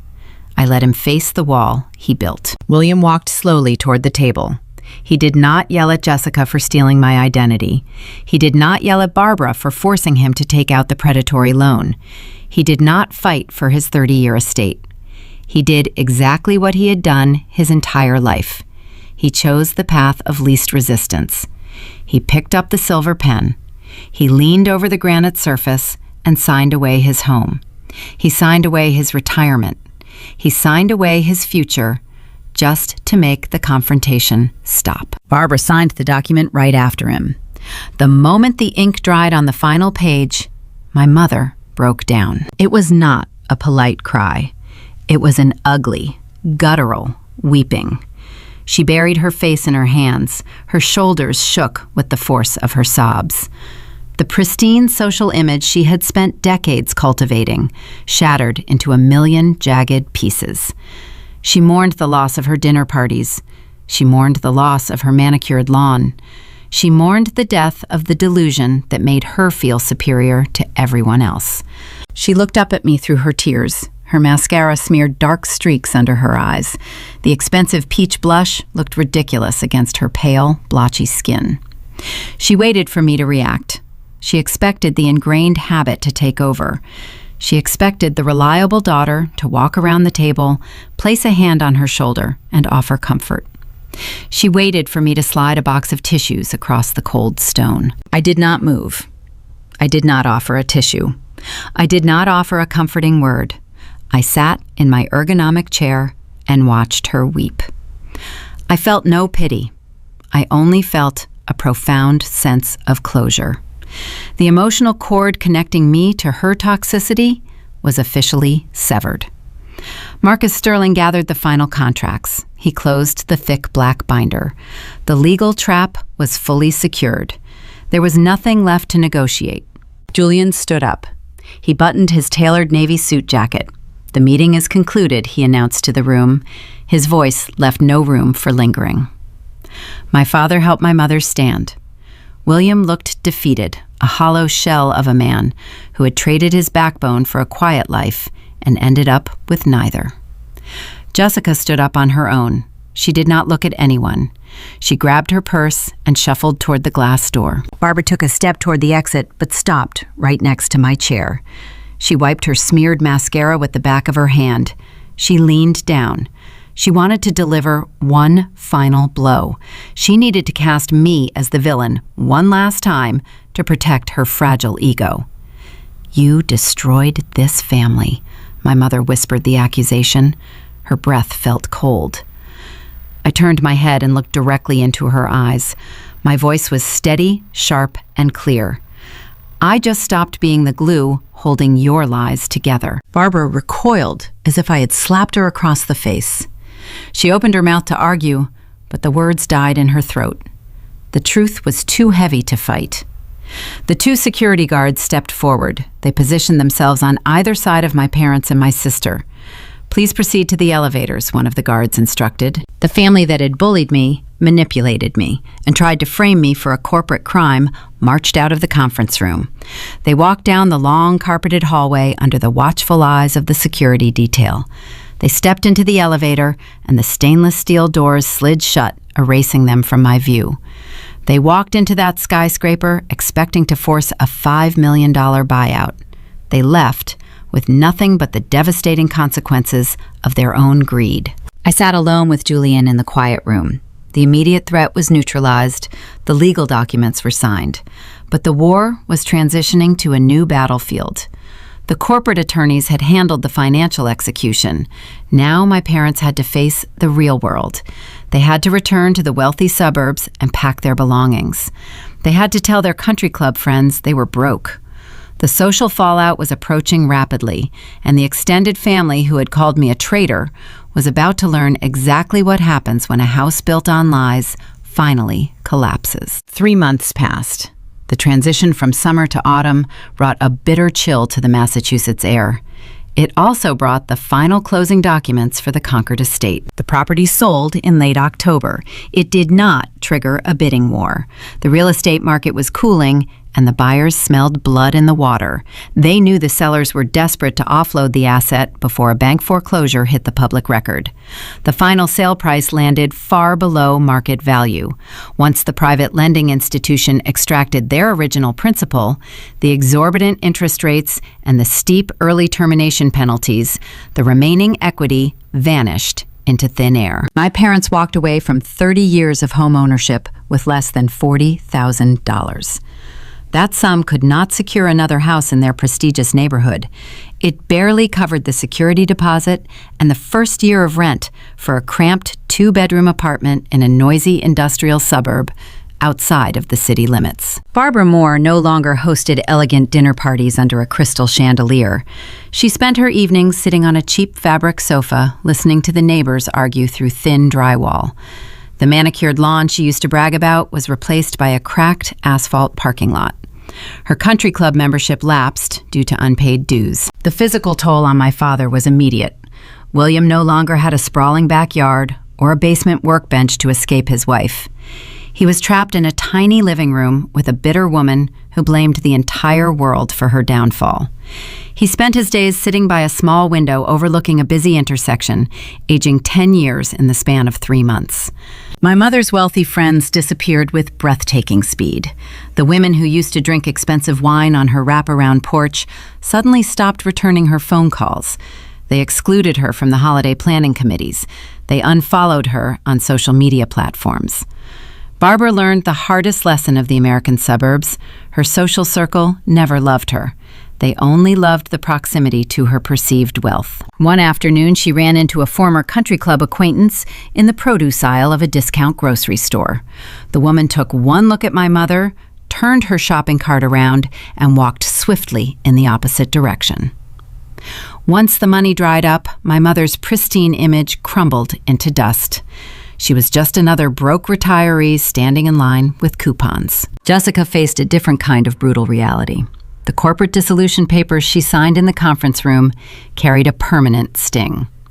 While Julian kept his word and did not send the evidence binder to the federal prosecutor, the venture capital industry operated on whisper networks. Boston is a major financial hub, but the tech sector functions like a very small town. When Julian rejected the buyout due to fraudulent misrepresentation, an internal flag went up. That flag triggered silent alerts across multiple investment portfolios. Jessica tried to apply for mid-level executive roles at legitimate software companies. She polished her resume and practiced her charming interview smiles. She assumed her charisma would save her. Every single application ended in a silent rejection. Human resource departments run thorough background checks. The corporate compliance officers saw the dissolved entity. They saw the sudden withdrawal of a major venture capital firm. Nobody wanted to hire a liability. The Golden Child was officially blacklisted from the only industry she cared about. Her leased luxury vehicle was repossessed in November after she missed 3 consecutive payments. The sleek black car was towed out of the apartment parking lot while Barbara watched from a second-story window. Jessica needed income to survive. She eventually secured the only job that did not require a rigorous financial background check or a pristine professional reference. She became a shift manager at a discount clothing retailer inside a dying shopping mall. The woman who used to wear designer silk blouses and pitch $5 million buyouts now wore a stiff polyester uniform. She spent her days folding sweaters, organizing clearance racks, and apologizing to angry customers over expired store credits. She took the public bus to work because she could no longer afford car insurance. Her grand ambition was reduced to clocking in on time and counting the cash register drawer at the end of the night under harsh fluorescent lights. I observed this fallout from a safe distance.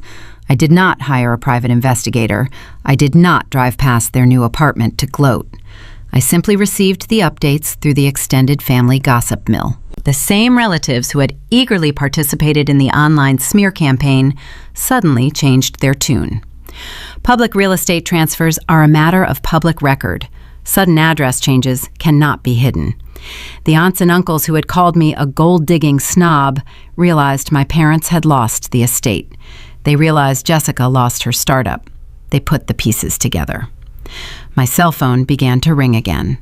The tone was vastly different. Uncle Richard sent a lengthy text message on a Tuesday afternoon. "Diana, I heard what happened with the house. I had no idea your sister took out a predatory mortgage in your parents' name. I am so sorry I jumped to conclusions on the internet. We should grab a coffee and catch up." Aunt Patricia left a voicemail singing a similar song.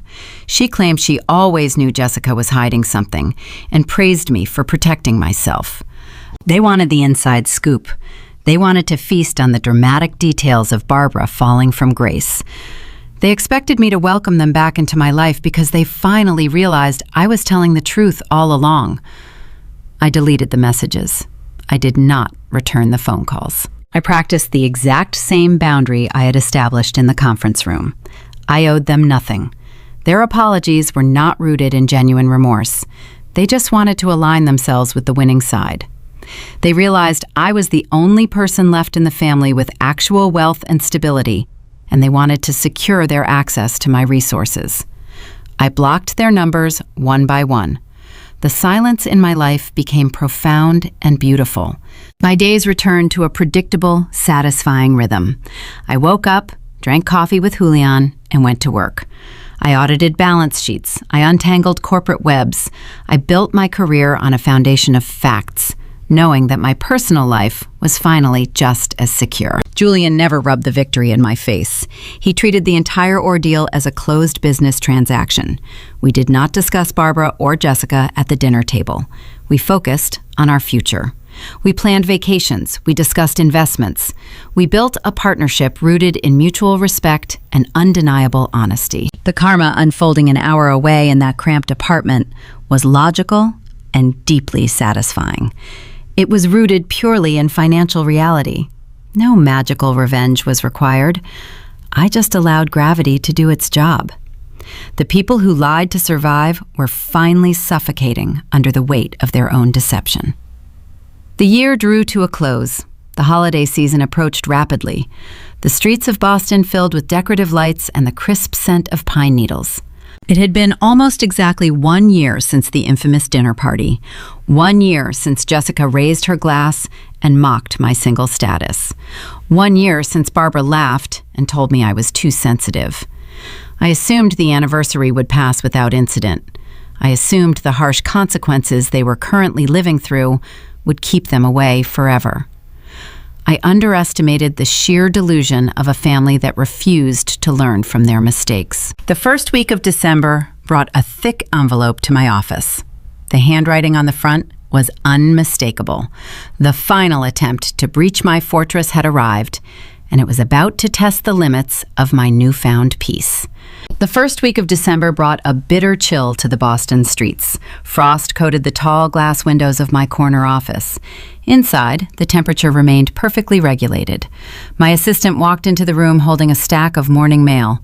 She placed the sorted envelopes on the edge of my mahogany desk and quietly left the room. I flipped through the usual assortment of corporate tax updates, industry magazines, and vendor invoices.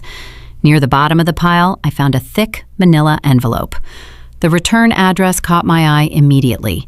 It bore the zip code of the noisy industrial suburb where my parents now rented their cramped apartment.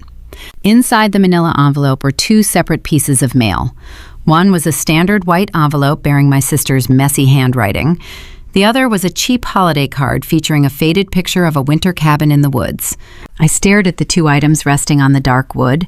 It had been exactly 12 months since the infamous dinner party. A full year had passed since I placed the forged audit on the dining table and shattered their fictional universe.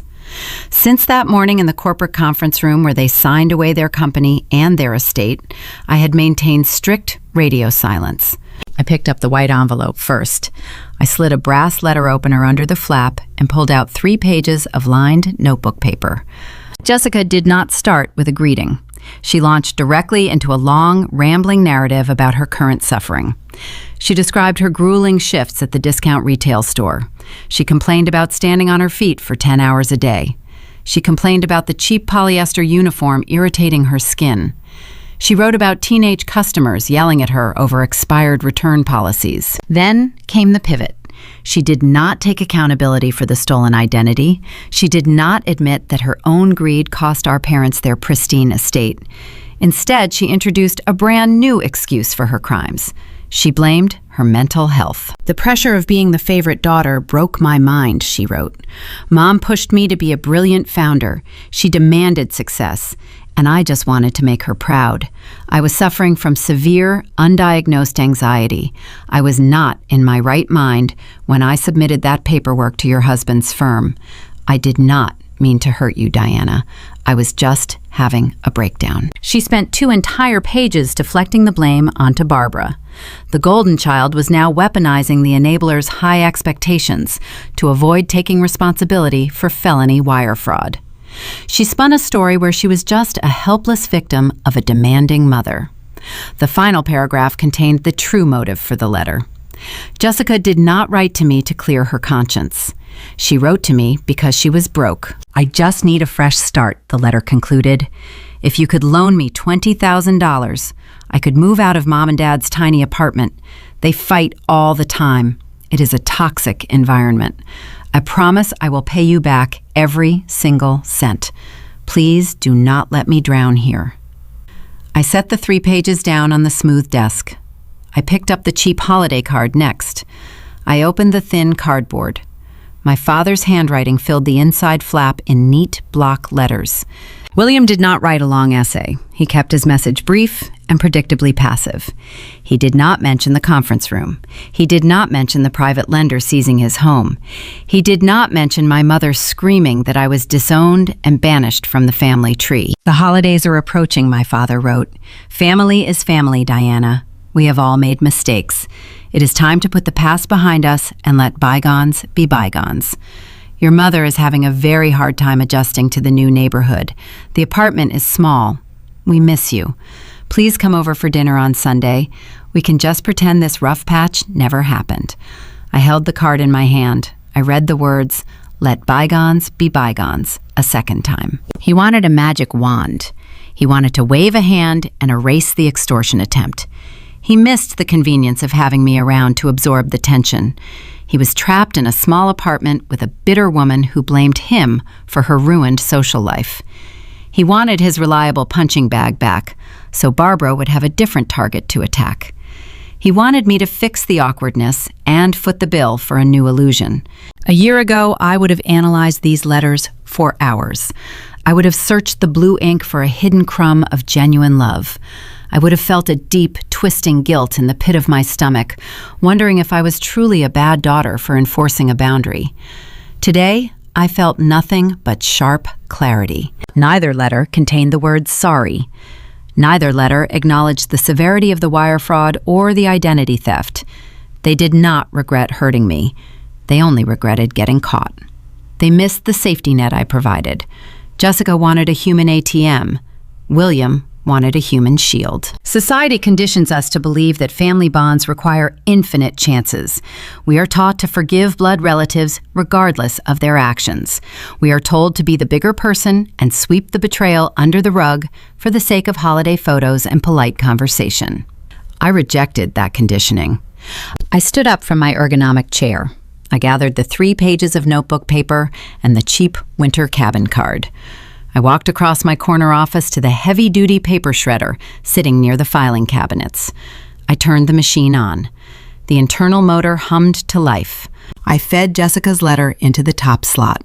The steel blades caught the paper.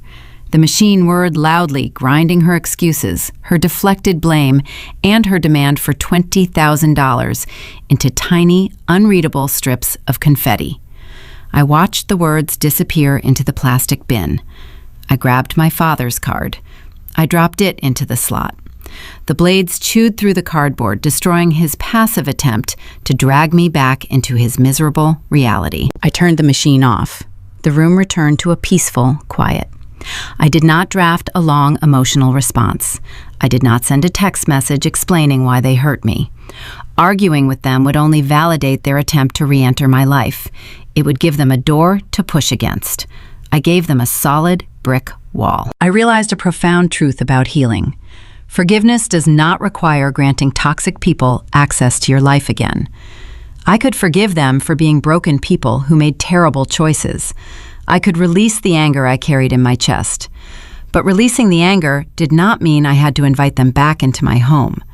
My piece was a highly restricted area, and their security clearance was permanently revoked. I walked back to my desk and sat down. My cell phone rang. The screen displayed Julian's name. I answered the call with a smile. "The caterer just confirmed the menu for Saturday night," Julian said. His voice was warm and grounding. "We are set for 20 guests." We were hosting our own holiday gathering at our home. We invited colleagues, close friends, and the chosen family who supported us without hidden agendas.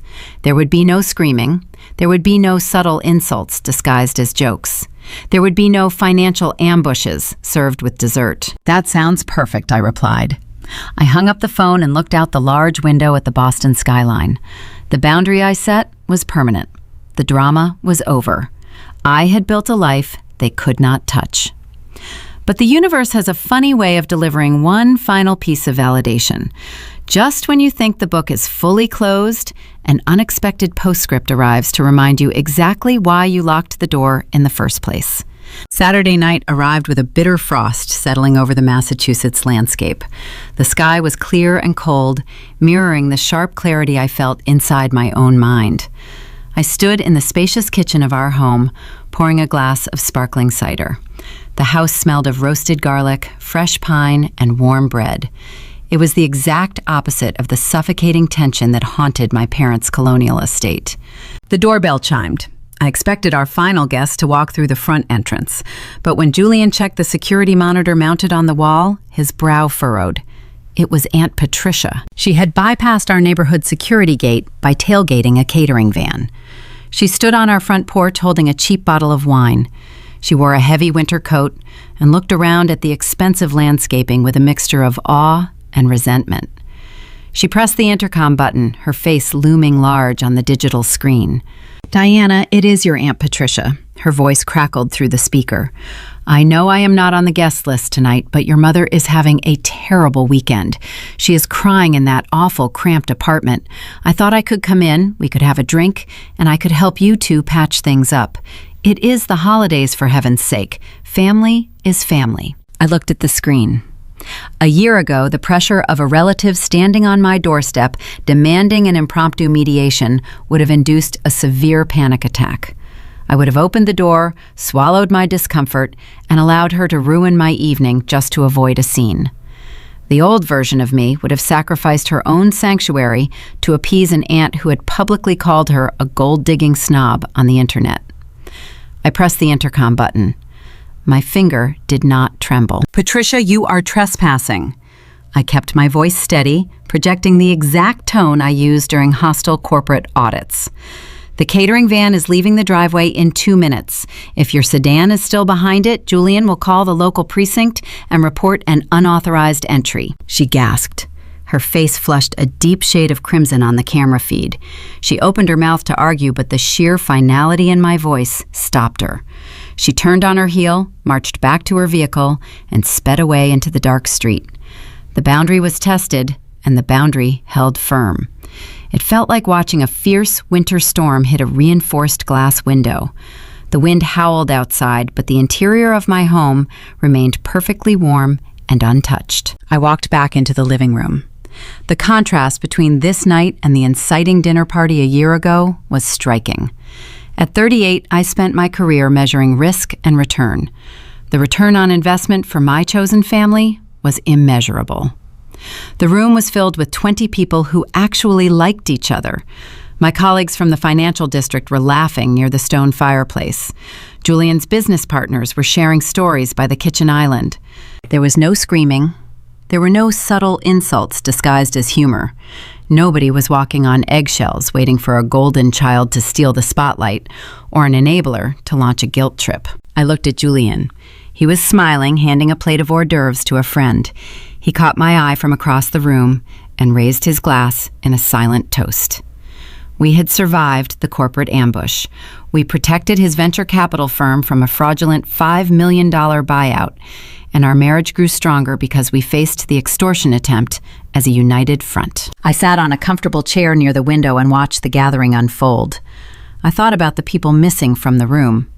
Jessica was likely closing the cash register at the discount retail store, wearing her stiff polyester uniform. She was spending her Saturday night counting loose change under harsh fluorescent lights, banned forever from the tech industry she tried to defraud. Barbara was probably sitting in her tiny two-bedroom apartment drafting new ways to blame the world for her lost estate. She was mourning her country club status and wondering why her wealthy friends never called her back. William was undoubtedly staring out a small window overlooking an industrial park, silently wishing he had found the courage to stop the madness before the bank foreclosed on his entire life. For a brief moment, I analyzed the journey.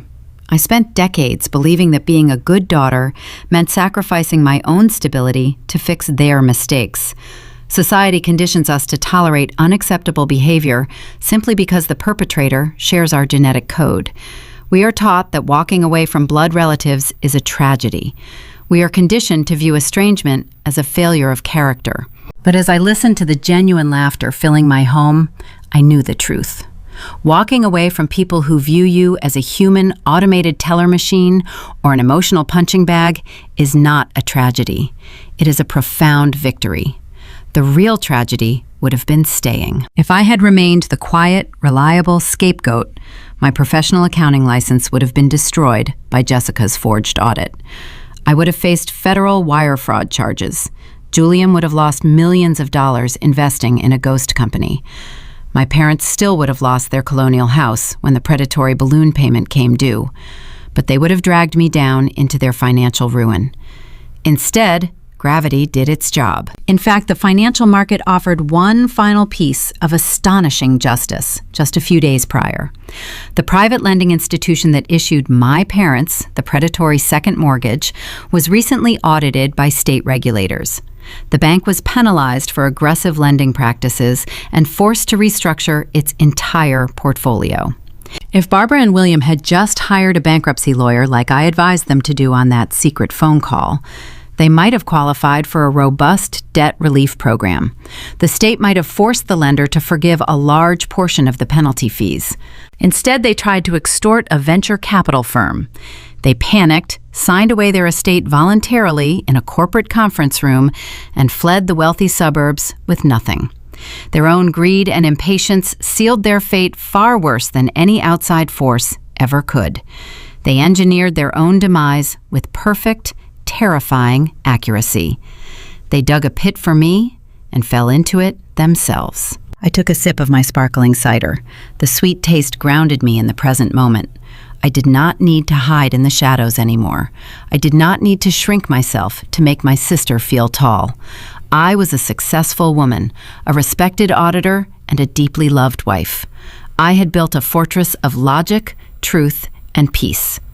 I looked around my living room one last time, watching the firelight dance across the faces of my chosen friends. Love does not require unlimited access. Forgiveness does not mandate a reunion. You can wish someone well from a safe distance while refusing to let them back into your sanctuary. You can build a beautiful life out of the wreckage they tried to leave behind. If the people who were supposed to love you only kept you around to absorb their mistakes, would you have the courage to walk away? Let me know in the comments below. Drop your location and tell me your story.